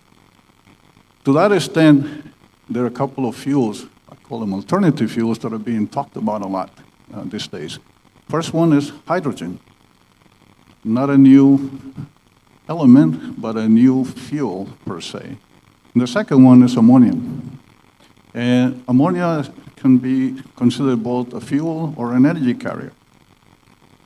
In our case, Quezon Power, we chose to consider ammonia for a coal-firing project to try and integrate that into our existing facility. Ammonia coal-firing is not new. Ammonia coal-firing has been tested in Japan and Korea. There are test facilities running between 1 and 3 megawatts. So it's not new. But what is new is an aspirational goal that we have of coal-firing up to 20% of our capacity using ammonia. I'll have some details on that later on in the presentation. May I have the next slide, please? This is a little bit difficult to read. I realize it's a bit busy, but let me tell you a little bit about who we are. I represent the ECO Group. We are an operation and maintenance company with a base in Thailand. We have a very diversified portfolio, over 6,000 megawatts of operating assets and some in construction. We do development as well. We have solar facilities, wind, we have combined cycles, we have onshore and offshore wind, onshore in Australia, offshore in Taiwan. We have one of the largest combined cycles in Korea. And something that is interesting, we run a 20 megawatt equivalent fuel cell running on hydrogen in Korea. It's been commercial for about 1.5 years now. Talking about alternative fuels, one of our facilities in the States, the Linden Cogen facility, recently completed a test where they blend hydrogen into the natural gas that is being used in the facility successfully. We run the unit for 30 days, no problem. 10% hydrogen blended into the natural gas. So we're not strangers to alternative fuels, but we are new to the ammonia as a fuel market. This is something entirely different for us. May I have the next slide, please? This is a picture of our current site here in the Philippines. Incidentally, this is not a Photoshop picture. This is the way our power plant looks on any given day of the week. A lot of people think that coal-fired plants should be pictured only in black and white photos with dark stuff coming out of the stacks. That is not the case. You know, we run a very clean project. We're about 120 kilometers to the east of Manila on the seashore. It's a very isolated site, very pristine, very beautiful. We've been in that location for 25 years already. May I have the next slide? So a little bit about our projects. First of all, up is Quezon Power. Quezon Power is a 500 megawatt pulverized coal, subcritical technology. It has been around since, actually we went commercial in May 2000, so we're coming up on 23 years of operation. This facility is owned 100% by the Eco Group out of Thailand. And we're running on Indonesian coal. As you can probably remember from the photograph before, we have a dedicated port facility, so we take a Panamax-sized vessel every couple of weeks to bring coal to our facility. The second one is the San Buenaventura Power Project. This is SPPL. It's a 500 megawatt pulverized coal, supercritical coal technology. Incidentally, a lot of people ask the question, what's the difference between subcritical and supercritical? It's only about higher pressures and temperatures in the cycle, therefore you're producing more power with less emissions. So a little more efficiency on the supercritical versus the subcritical. San Buenaventura went commercial in September 2019. So it's a fairly recent addition to our portfolio. It's a joint venture between the Eco Group of Thailand and Meralco. This is an affiliate of Meralco, the distribution utility here in the country. We're fully contracted to Meralco. Both plants, the entire capacity of both plants is sold to Meralco. We own a 31.5-kilometer double circuit transmission line, and we connect at the Tayaba substation. Next slide, please. So talking about ammonia co-firing, this is an aspirational goal, as I mentioned at the beginning of the discussion. Our goal is to basically co-fire 20% ammonia in our existing facility in order to reduce greenhouse gas emissions, carbon emissions. We're trying to support our company's effort to mitigate the intensity of emissions by 10% by 2030. To that effect, we signed a three-party agreement last December 13. That agreement was signed by ECO, our home office, QPL project, and Doosan, a Korean company. The responsibilities are well defined. Doosan is going to be doing the boiler modification package. They are going to be developing all the systems engineering associated with the ability of conveying ammonia from the storage tank to the vaporizers and over to the boiler. QPL has the responsibility of making sure that we can secure enough ammonia to support this project. We also have to modify our unloading facilities. We have to convey the ammonia from the unloading facility all the way to the storage tanks. There was a site survey done by Doosan, and I have a slide later on that will show you, what we're looking to do in this regards. May I have the next slide, please? Thank you. So this is a three-part effort. First of all is Doosan, and they do have a timeline to try and complete their part of the project. They're in the process of doing systems engineering, developing the engineering behind what it will take to actually burn the ammonia in our boiler, what it will take in order to make the modifications in the boiler that may be required in order to co-fire the ammonia. So there's a feasibility study going on the way right now. Doosan has a test facility. They have a 1 megawatt test facility, and they're going to revamp that up to 3 megawatts, and they're going to obviously learn quite a bit from that before they translate that into the engineering package. We contracted on our side, QPL, with a company called Black & Beach. I think most of you folks may be familiar with them. They're basically the owner's engineer. They're the ones helping us source the ammonia, helping us figure out how to deliver the ammonia to the site, how to unload the ammonia, and then how to convey the ammonia from the delivery point to the storage tanks. We also engage, and this is something very important. I think most of you that are familiar with power plant operation understand that ammonia can be highly toxic and corrosive. So we have to be very careful. We're going to be handling large amounts of ammonia. We need to ensure that it's done safely. We have an operator at the plant. We need to make sure our operator feels comfortable handling the ammonia, especially in the volumes that we're thinking about bringing over. And we also need to make sure that our neighboring communities are protected. Our power plant is remote, but we do have neighbors. So we have to ensure that their health is not going to be impacted. So we're being very careful about that. And we have contracted with a very reputable company to help us do a very detailed risk assessment to make sure that the volumes of ammonia that we're thinking of bringing to the site are not going to have an impact, a negative impact that is on the community or on our operator. May I have the next slide? This is a major piece of engineering work. I kid you not. This is not an easy thing. This is not an easy project. I wish it was, but it's not. It takes a lot of know-how. It takes a lot of engineering. It takes a lot of thinking. We are going to have to modify the boiler quite a bit. Our company in Doosan are looking at all the modifications that will be required. On the boiler proper, we're going to have to modify our burners. In order to inject ammonia, we have to have new burners.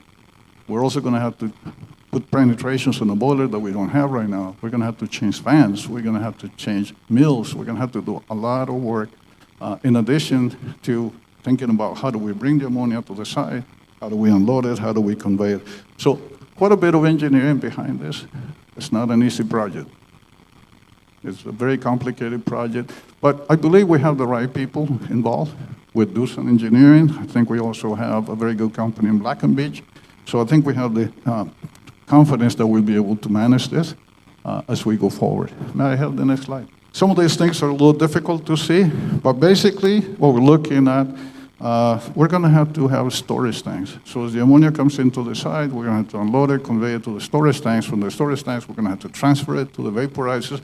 Ammonia doesn't burn easily, I have to tell you that. It requires quite a bit of work behind this, so we're going to have to heat it up, we're going to have to vaporize it, and then we're going to have to convey it to the boiler, where it will be injected in through the nozzles that we have and the burners, and then it will be hopefully burned, and we'll be able to reduce an equivalent amount of greenhouse gas emissions as a result, because we will be cutting back on our coal consumption as a result of that. So a lot of work, a lot of things need to happen in order for this project to be successful. May I have the next slide?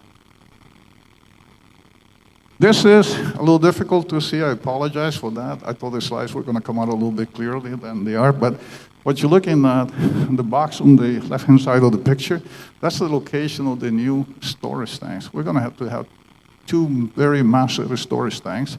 We're going to have transfer pumps. We're going to have piping going on. The green line is the piping going all the way to the boiler. The red line is the incoming ammonia coming from the unloading facility to the storage tanks. Very large footprint. This is something that requires quite a bit of land. The area where the tanks are currently shown is where we're storing ash. So in the future, I'm going to have to find another place to store the ash if the tanks are actually going to go in this location. And a lot of work, a lot of equipment. Very challenging project, but we're also pretty excited about seeing some of this thing going forward. Next slide. This is, I apologize again, the slides are not very clear, but this is intended to show you what QPL will be responsible for. We have to go figure out where to source the ammonia. We have to figure out how to transport the ammonia to the site, how to unload the ammonia, how to convey it to the storage tank.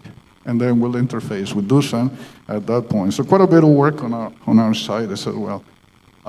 May I have the next slide? Let me conclude with the following. We have a number of challenges ahead. As I mentioned, the system design details are going to be very, very strict. We're going to be trying to co-fire a fluid that is toxic and corrosive. So we have to be very careful that we do that properly. Where do we source the ammonia? There's not a lot of manufacturing of ammonia in industrial quantities here in the Philippines. It's probably going to have to come from overseas. I'm actually heading down to Australia this Saturday to evaluate plants that are making ammonia and hydrogen in Australia, and hopefully we'll be able to find a source of ammonia coming in here. Risk assessment. I mentioned we have to be very careful. We're going to be handling a very dangerous fluid. We have to be sure that it's done properly, that we protect our operator, but more so that we protect our community. We have been in our community for 23 years. We're considered great neighbors. We don't want to impact our community in a negative way. But we understand that we have a drive to reduce greenhouse gas emissions, so we need to move forward and try to see how we can balance all those things out. One of the things that I want to leave with you is the regulatory framework and the financing for something like this.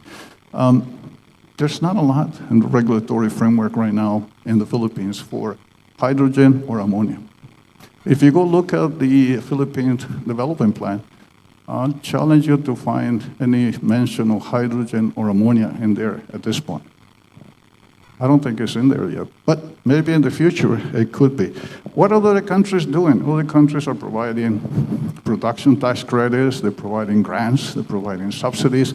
I'm not advocating for that necessarily in the Philippines, but what I'm saying is the regulatory framework needs to be perhaps revised to consider the fact that in the future we may be looking at hydrogen and ammonia co-firing in our conventional plants in order to make sure that we can continue to operate and at the same time contribute to the reduction in greenhouse gas emissions. Pretty exciting time. Looking forward to the Q&A later on in case anybody may have any questions about the details associated with what we're trying to do. In the meantime, I thank you for your attention. Stay tuned, more to come. Thank you. Thank you, Mr. Thill, for a very interesting discussion on our final presentation for this year's EMX. Before we begin our open forum, here's a special invitation from one of our PEM Board of Directors, Mr. Jess Aranza. Join Jess Aranza and Juan Ponce Enrile as they discuss the latest issues and events dito sa Bayan ni Juan, which airs live at SMNI News Channel 39 and 43 every Saturday, 7:30 to 9:30 a.m. in Mega Manila Digital TV.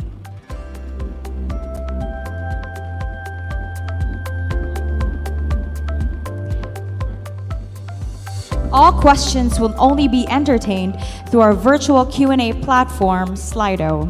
QR codes are printed on your respective tables, and we encourage your participation in our discussion. Once again, we will only be entertaining through our virtual Q&A platform, Slido. QR codes are printed on your respective tables, and we encourage your participation in our discussions.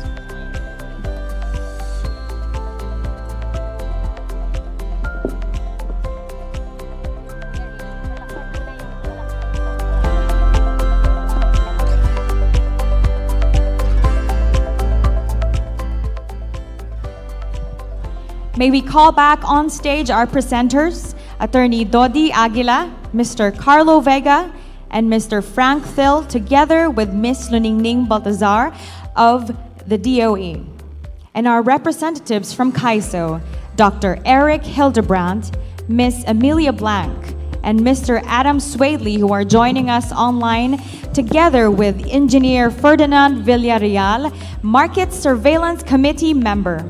May we all request to have you on stage.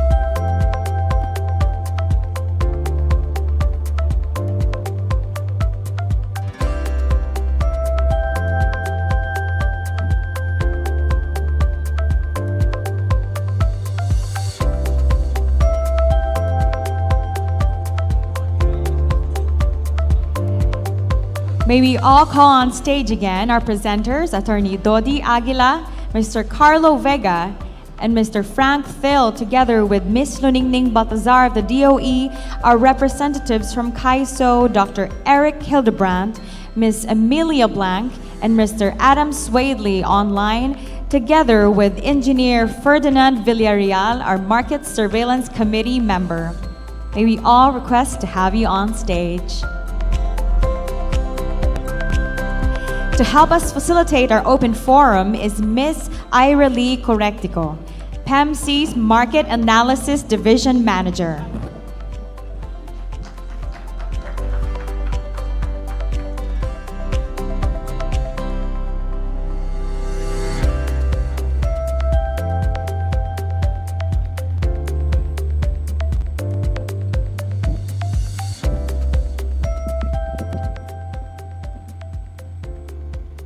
All right. Good morning, everyone. So we welcome you to this EMX panel discussion. I am Ira Lee Correctico from PEMC Market Assessment Department, and I will be your moderator for this morning. And I am honored to be joined by our panelists for today. To start off, we have the chairman of the Market Surveillance Committee. We have Attorney Dodi Aguila here with us. And also together with him, we have Engineer Ferdinand Villarreal, member of the Market Surveillance Committee. And from the Department of Energy, we have Assistant Director Luningning Baltasar. We are honored to have you here, ma'am. And representing our generation sector, we have Mr. Carlo Vega, Vice President of First Gen, and Mr. Frank Thiel, Managing Director of Quezon Power.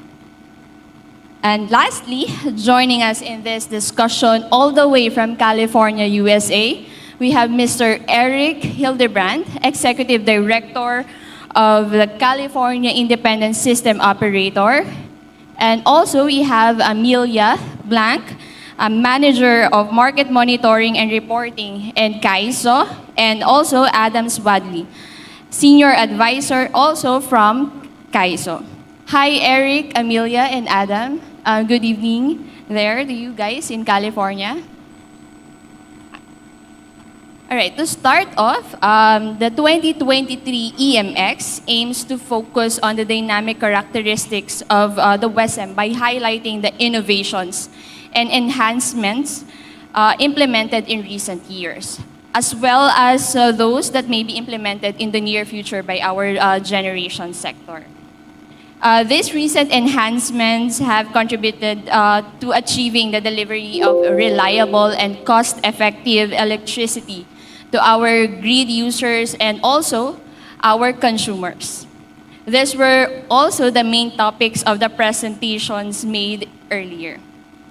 All right, so before we go straight to the questions, so just a reminder to everyone, and to better manage and document the Q&A, we will only address questions submitted through Slido with the correct format of company short name _question. The reason for the inclusion of the company short name is so we can better understand the context of your question. Also, questions that we weren't able to address or discuss today will be provided in the EMX highlights to those who accomplish the PEMC Transactional Survey or the PTS. All right, I think we are now all set and ready to go straight to the first question submitted through Slido. Can we shut? This is from Alter Power Digos Solar Incorporated. How is the concept of resiliency addressed in the context of the dynamic energy market? Again, how is the concept of resiliency addressed in the context of the dynamic energy market? Maybe we could start with the Market Surveillance Committee, Attorney Aguila. I understand that you've initially or partially answered this question a while ago during your presentation, but would you like, sir, to expound your thoughts on this and share with the panel? As I've, good morning ulit. As I've mentioned a while ago, transparency and constant interaction and communication between the regulators, the governance arms, PEMC, and the various governance committees will surely address this challenge. Because, and of course, looking into the experiences in foreign jurisdictions is very important. In that way, we, the leaders of the WESM, are kept abreast of developments, and this can easily be transformed into policies, corrections in the WESM rules and manuals to address the requirements of the present situations that will be arising. So that is how I will answer the question, Ira. Thank you. Thank you so much, Attorney Aguila. Maybe Engineer Ferdinand Villarreal, would you like to share your thoughts on this? regarding resiliency, I would like to share my experience from my previous job at NEA. And at NEA, we have this department which caters to resiliency, the disaster risk reduction management department. And wherein we require the electric cooperatives to provide vulnerability risk assessment on their facilities, and then come up with the emergency restoration plan, and then the mitigation plan required by DOE. So all of those, if they comply with those requirements, they will be given a fund to restore damaged facilities in case of calamities. And that solves the financial requirement of the cooperative. But for the labor, we do have a task force kapatid then up to right now, wherein those cooperatives which were not did not incur damage in their facilities are being summoned or requested to provide assistance to those cooperative which were damaged by calamities or typhoon. And this is in collaboration also with the PhilReca and private DU. Even private DUs join the task force kapatid in helping the electric cooperatives restore their facilities. And another agency that I'm involved with is the IIEE, wherein we have this committee wherein I was tasked to be the chairman of the Philippine Electrical Code, wherein we came up with this code, safety code, wherein the basic wind speed requirement in constructing the facilities or the lines be followed as required by ERC and DOE. And right now we are on the maximum wind speed of 300 kilometers per hour requirement on the eastern side of the Philippines due to Yolanda. And lastly, we also came up in this electrical code. It embodies the RA 11361, the anti-obstruction of power line, wherein here we can see the requirement in clearances of vegetation clearances and some structures that might damage the line. So that's my exposure and the resiliency program in the Philippines. Thank you so much. Yes, Mr. Frank. Thanks. May I offer a comment as a generator on resiliency? You know, to me as a generator, resiliency it's a three-pronged approach. First of all, I need to ensure that I have adequate fuel supplies on site at all times. I think during the course of this morning discussion, somebody mentioned the fact that from time to time, geopolitical issues across the world have an impact on fuel. The other is sometimes governments decide to curtail the exportation of fuel. So in order to ensure that we are resilient and can supply the power that is expected, we keep very adequate supplies of fuel at the site. So when Indonesia banned the export of fuel, we were not impacted because we have very adequate supplies in our facility. The second thing is, you know, we do a lot of maintenance in our power plant. We do scheduled maintenance, but more so we rely pretty heavily on predictive maintenance. We try to stay ahead of the game rather than wait and do breakdown maintenance. We do a lot of predictive maintenance. So that's the second component of that three-fork approach. And the third thing, which is really critical, is training and retraining our operators. We're blessed with the fact that we have 2 full-fledged simulators in our facilities, so our operators can train and retrain all the time. And the reason we do that is because we want to prepare them for any eventuality. Something happens, we get affected by weather phenomena, the grid has a problem, our operators will know how to react. So that is what resiliency means to me as a generator. Thanks, Frank. How about Mr. Carlos Vega on the generator side? I'd like to second the comment from Mr. Thiel that resiliency from a generation standpoint is really the rate of response to something that changes, and so the ability to be resilient in our power plants as well as the systems that support this market will be crucial. So I think the question is how important is it? It's very important, especially as we go towards a more granular market. Thank you. Thank you. So this is it. Thank you so much, Mr. Carlos. Maybe we can hear from the perspective of the policy-making body from the DOE, Director Ning.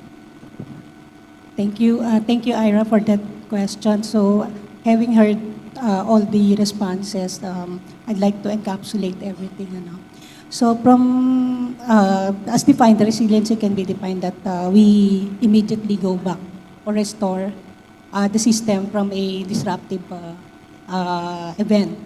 And in the case of the market, what we want is to restore immediately to the normal market processes. And that is when generators and the trading participants would be able to offer as usual their capacity and recover their costs, their marginal costs at the very least. So with that, having our lessons learned from I think the typhoon was Yolanda, when there was a significant, prolonged market suspension at that time, and this affects not only large generators, but I think some transmission facilities, but as well as the distribution utilities.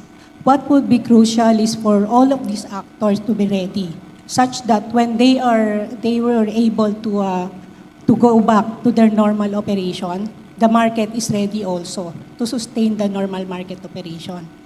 So that would be I think, from the perspective of the Department of Energy. Thank you so much, Director Ning. So maybe we could ask our guests from California, maybe they have a different take on this. Either Eric, Amelia, or Adam, your thoughts on this one?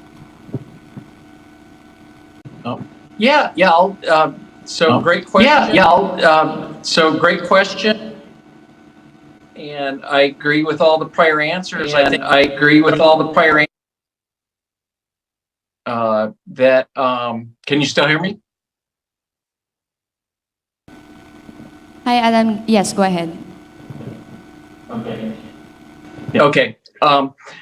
So I think that shows that resiliency has a lot of different dimensions. It means different things, from an engineering and market perspective, from a grid operator and market perspective.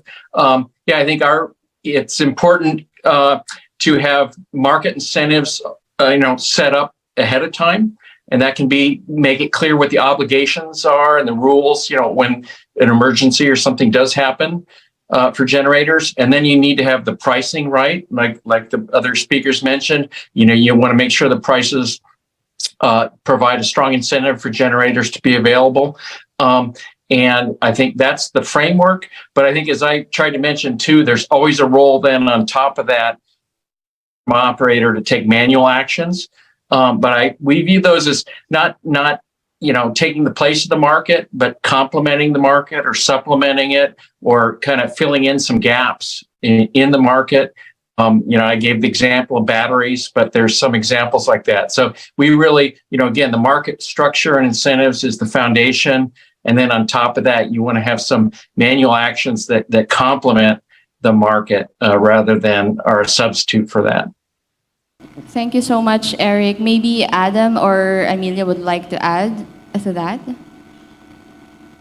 All right, so thank you so much. So we can proceed with the next question for this one.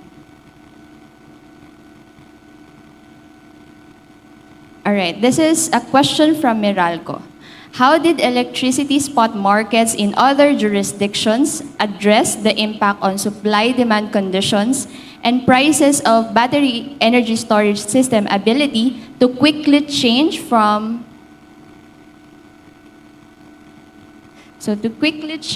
charging to discharging from one interval to another? Again, this is a question from Meralco. How did electricity spot markets in other jurisdictions address the impact on supply-demand conditions and prices of battery energy storage system ability to change from charging to discharging from one interval to another? I think this question is directly to our guest from Kaiso. Eric, would you? Hi, good morning. Yes, Adam, yes. Hi, yes. So I think, in response to that question, the movements that we have seen from battery storage resources have not necessarily had, negative impacts from their ability to move between charging and discharging. The movements of the battery storage resources have been in response actually to grid conditions and market dispatch and market optimization. So, in many regards, they've actually sort of been beneficial, and their flexibility has been beneficial. We see a lot of charging at times when there is excess solar production, very low or sometimes negative prices, and then discharging, again, for longer periods of time over the peak hours of the day. So, as far as addressing any kind of impacts on supply and demand or pricing as a result of charging, I would say that that's not really something that has been an issue. It's been more in response to market conditions that the storage resources have operated. Thank you so much, Adam, for sharing your experience with California. Eric or Adam, would you like to add? Or Eric and Amelia. All right. So maybe from our panelists, would you like to comment on the experience from California? All right. So maybe we could proceed with the next question for this discussion.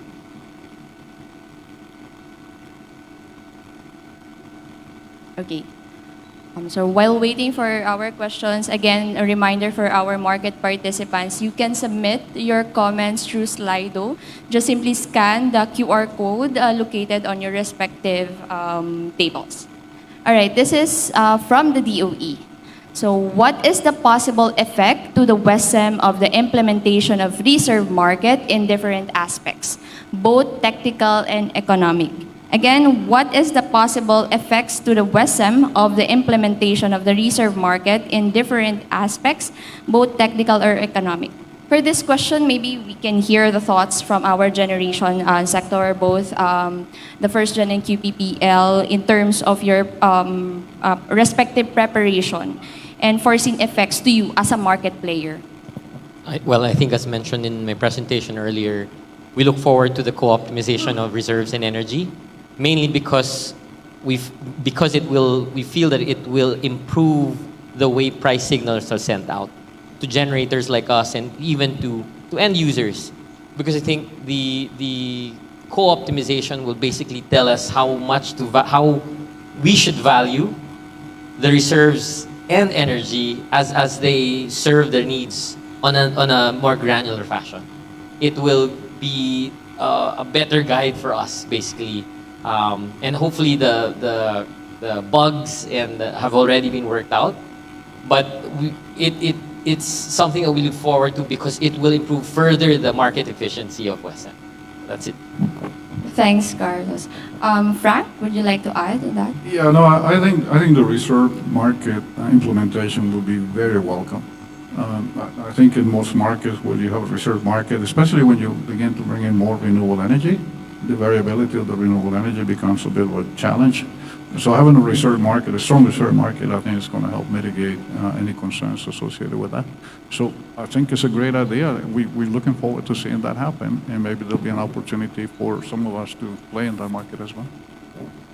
Thank you so much, Frank and Carlos. From the Market Surveillance Committee, would you like to add to that on the possible effects to the WESM of the implementation of the reserve market? I believe that the purpose here is efficiency. And when you have an efficient market with full knowledge of information, then there is a better play among the participants that could lead to reasonable, if not lower prices. Thank you. Thank you so much, Attorney Dodi. Okay, we could go to the next question. This is again from the DOE. How will the co-optimization of energy and reserves in the WESM and the reserve market lower the cost of electricity? Again, how will the co-optimization of energy and reserves in the WESM and the reserve market lower the cost of electricity? Anyone from the panelists would like to share? Yes. I guess there's no guarantee that it will immediately lower the cost. But as I've mentioned, the co-optimization will send out the price signals that would in turn be interpreted properly by the market and bring in the right response to such signals. It is till then that we can expect that the market will get the most reasonable and cost-efficient prices. So I think it's not co-optimization on reserves and energy equals low prices immediately. So I feel that it will churn out the corrected price signals, and by doing so, by sending out the right price signals, the market mechanisms will come into play, and then therefore bring the right response to that. Thank you so much, Carlos. How about the thoughts or perspective from California? How do you think this optimization of energy and reserves and the reserves market lower the cost of electricity?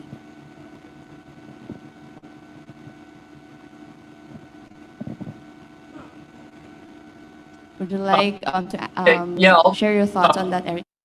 Yeah, so well, we've had co-optimization for I think over 10 years now. So we do view that as a very fundamental part of the market, and probably one of the first things that you want to implement in terms of in achieving extra efficiencies in an integrated market, especially I understand you're expanding your grid, you're integrating new areas, and that's a big source of efficiency for us. One area will have extra operating reserves, and they're able to share that throughout the system. So I think co-optimization combined with integrating more areas into your grid, those two actually go hand in hand, and those are some of the fundamental, the biggest things you could do to add efficiency to the system.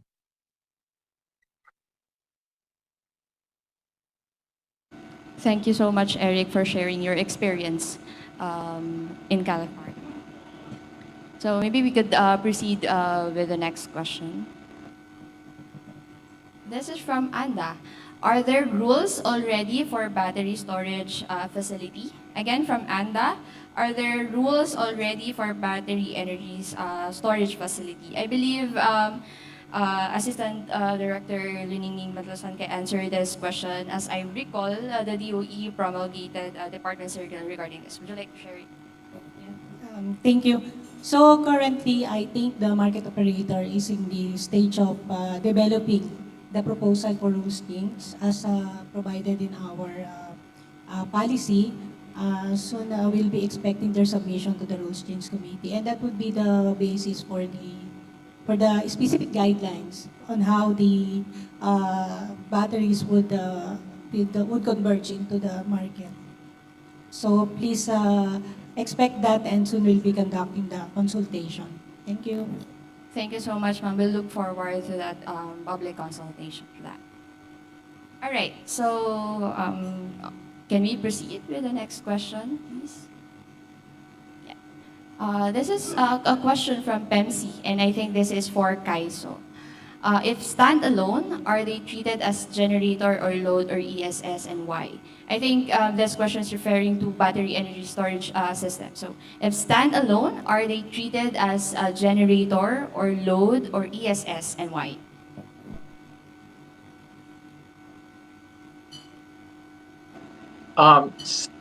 So we really have a special model for batteries. And it's more like a generator, but it's a generator that can have either positive or negative generation, and that's kind of the starting point. But then we added another dimension, a third dimension, which is the state of charge. So it's like a conventional generator that can go positive or negative, and then it has a state of charge, and that's important to model or have in your software because again, that determines how much energy that is going to be able to provide or absorb in the in the hours that looking forward. So I think you would run into trying to model it as separately as a load and a generator. So we definitely developed a different model, more based on the generator model than anything else. Thanks, Eric. So just a quick question. I think this question is for Adam, as you shared a while ago regarding charging and discharging. So do you have any idea on the levelized cost of energy for batteries? And if yes, how much is the levelized cost of energy for batteries?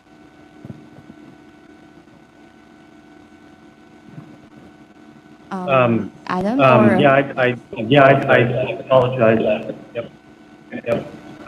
Apologize. I don't have that information at hand at the moment. We have prepared some statistics on of revenue for batteries, revenue per kilowatt, but I do not have the numbers on levelized cost of energy for battery storage. All right. Thanks. Thank you, Adam. So just a follow-up question, but this is for the DOE, Ma'am Ning. So does the DOE have intentions, or do you have in your pipeline of activities a possible issuance or promulgation of certain rules on the treatment of battery energy storage system in the WESM? Actually, we have promulgated a guiding framework for the treatment of batteries in the WESM. So that would be the basis of the market operator in proposing the changes to the WESM rules.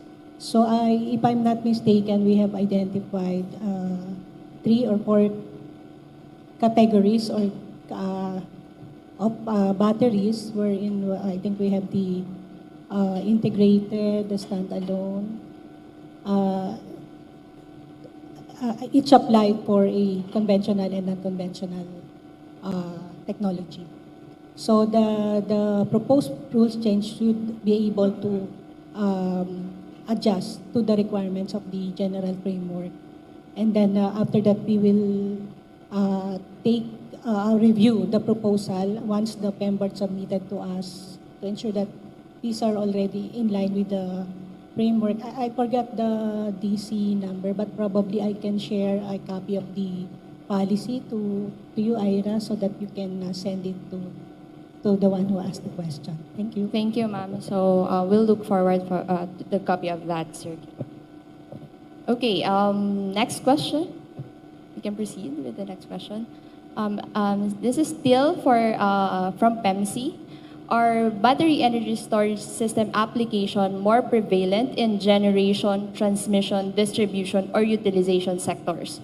Again, are battery energy storage system application more prevalent in generation, transmission, distribution, or utilization sectors? I believe this question is intended for our guest from CAISO, Eric, Amelia, or Adam.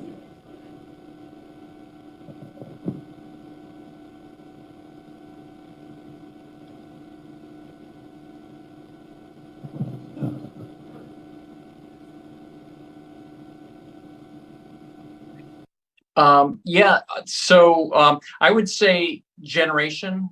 We have, there are microgrids and some batteries, distributed throughout the system. Those are relatively small right now. So at this point, the batteries are being installed, by really from a generator or developer perspective, rather than smaller applications. That may change in the future.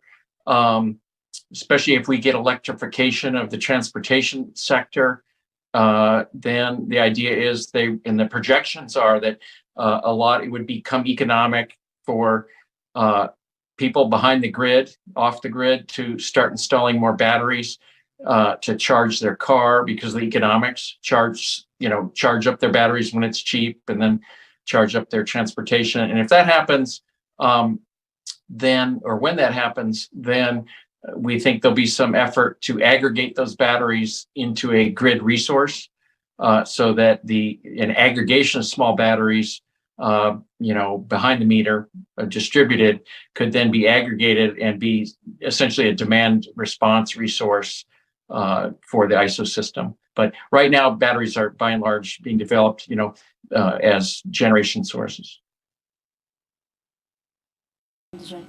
Yes, Attorney Dodi Aguilar from the Market Surveillance. Yes, I'd like to address this question to our friends in California. Because there was talk about the price of battery. May we be given an insight on how the prices of electricity generated from batteries compared to those generated by conventional power plants in California?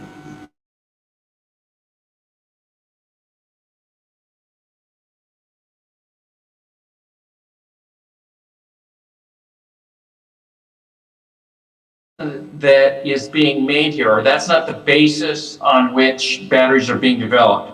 Batteries in California, they're very costly, and they're being developed really for the capacity, to provide capacity and energy for just a few hours of the day. So, in a straight energy market, basically all they're making, you could do the analysis. The only money they make is the difference between the lowest prices of the day and the highest prices of the day. And while, those revenues can add up over the course of the year, at least in our market, that's not enough to, make batteries economic. You have to look at the capacity and operating reserve and the reliability benefits of batteries. So just on straight energy arbitrage, as we call it, so just charging during the day and discharging at other times, or charging at night and discharging during the day, perhaps in your system. The economics of that are totally dependent on your prices, your price curve over the course of the day. But in our markets, that's a significant source of income, but it really takes more of a capacity payment to drive the installation of these batteries. Thank you so much, Eric. Anyone from the panelists would like to comment on that? All right. So maybe we could proceed for one last question from. All right. So this is a question from the Energy Regulatory Commission. In the California market, how is the renewable energy treated? Are they price takers? Again, in the California market, how is the renewable energy treated? Are they price takers?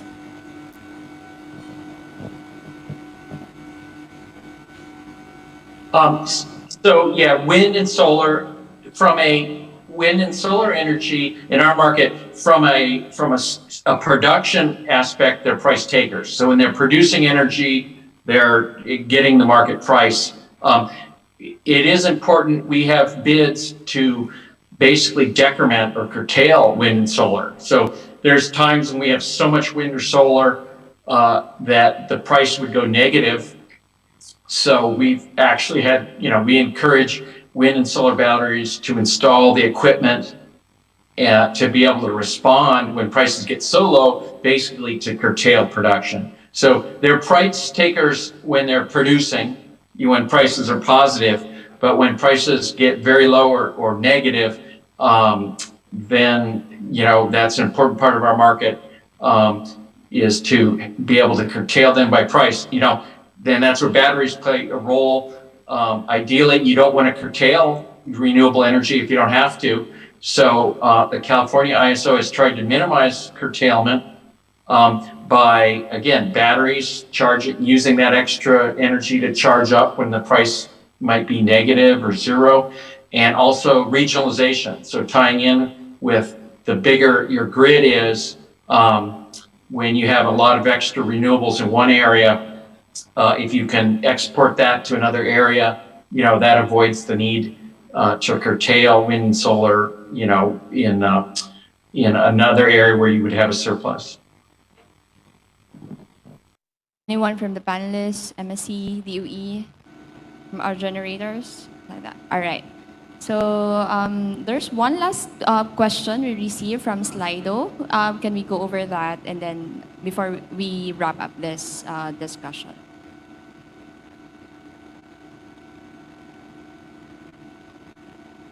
Again, just a reminder to everyone, so all the submitted questions will be addressed even after the panel discussion, and you will be provided answers to that questions once you accomplished or completed the PEMC transactional survey.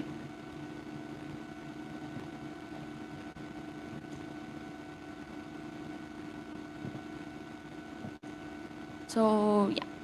So we have a question from PEI. What can be the negative effects of an ammonia-fired plant in the environment, and what are the safeguards that can be done to prevent these negative effects? Again, what can be the negative effects of an ammonia-fired plant in the environment, and what are the safeguards that can be done to prevent these negative effects?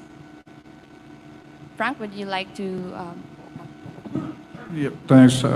Obviously, if coal-fired ammonia is intended to reduce greenhouse gas emissions, so if the intent is to reduce greenhouse gas emissions by implementing ammonia, environmentally wise, you're not affecting the environment, you're actually providing a benefit to the environment. I mentioned during the presentation, though, that ammonia, like any other fuel, has its pros and cons. Ammonia is toxic and corrosive.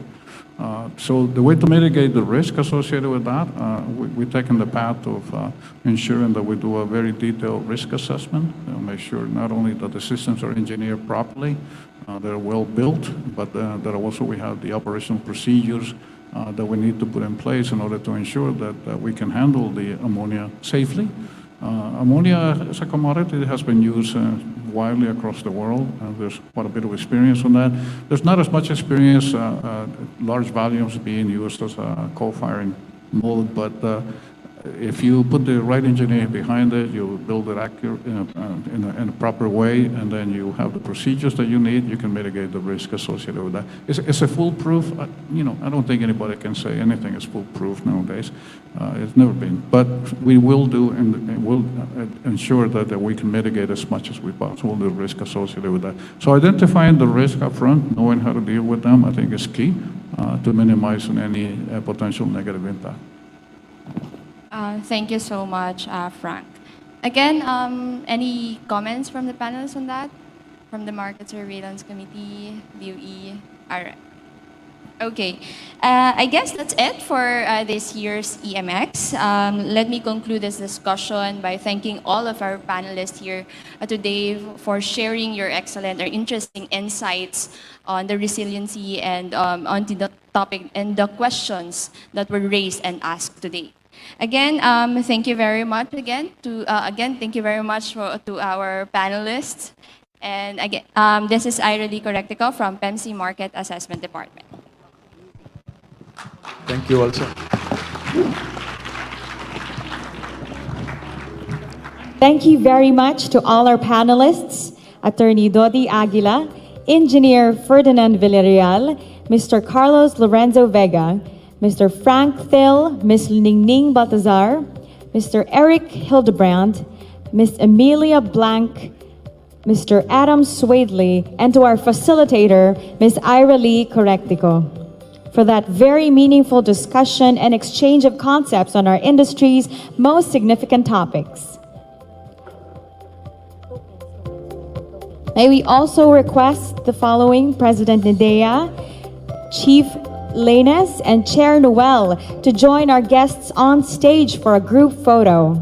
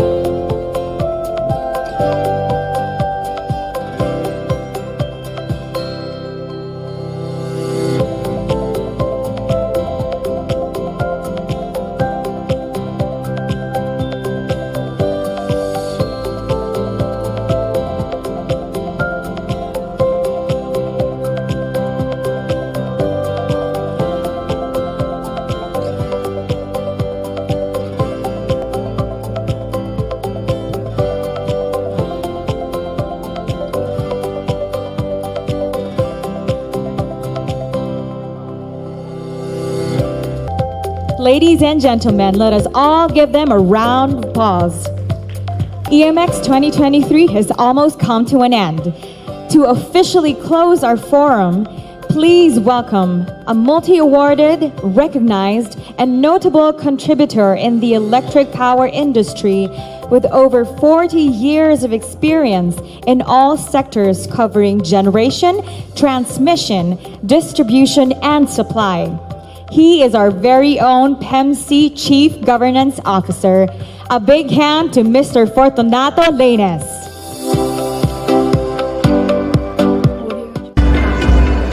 Thank you very much for that very kind introduction.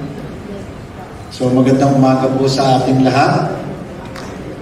First, we would like to thank you for joining us in this year's electricity market exchanges.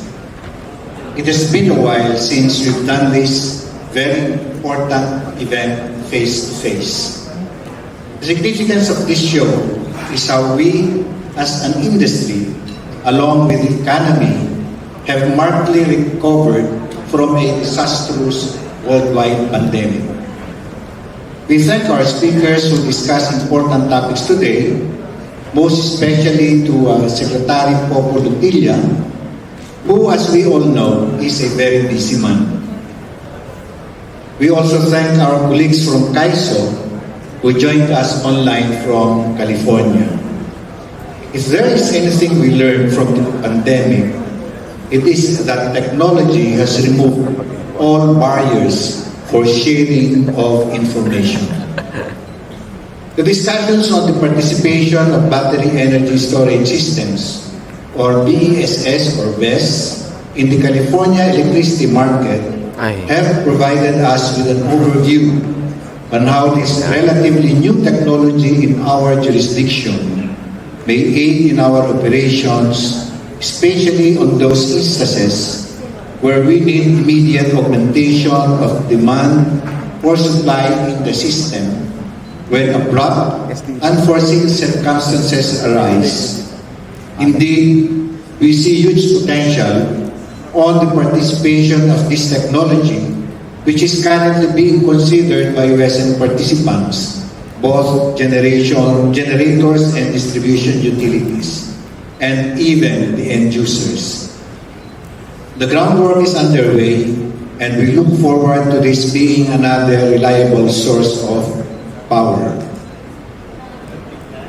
The innovations considered by the market participants that are geared towards providing cleaner but reliable and efficient electricity sources are highly commendable. First-gen Corporation's presentation on geothermal generation, even in low temperature sites, and SPPL and QPPL's discussion on its exploration on the use of ammonia with careful consideration of its environmental impact are groundbreaking and will bring power generation in the Philippines to unexplored territory. We welcome these ideas and we are ready to provide assistance as Western's governance body in helping realize these visions into reality. On behalf of the Philippine Electricity Market Corporation, we wish you have a good day and an even better second half of the year. We are looking forward to seeing you again in Davao for the WCO Summit in October. Until then, let us continue our exchanges on our electronic platforms through training sessions that we offer, online meetings, and by following, sharing, and liking PEMC's social media pages. Safe travels, everyone. Thank you and good morning. Thank you, Mr. Atoy Lainez. As we come to an end, here's a little teaser on PEMC's next event.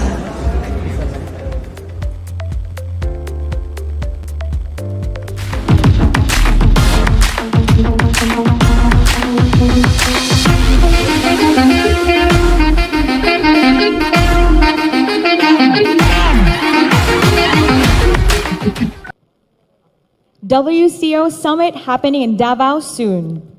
And this officially concludes EMX 2023. Thank you for joining us today at the Electricity Market Exchanges here at the Crowne Plaza Manila Galleria.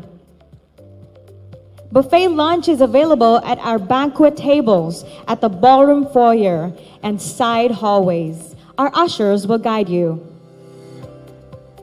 A gentle reminder for everyone to please answer the PEMC transactional survey, which may also be found in the QR codes on your tables. We also request everyone to please clear out the ballroom immediately after lunch in preparation for the 2023 PEMC Annual General Membership Meeting happening this afternoon. For the AGMM registrants and attendees, please return for the event registration at 1:30 in the afternoon. Once again, thank you for joining us and have a great day ahead.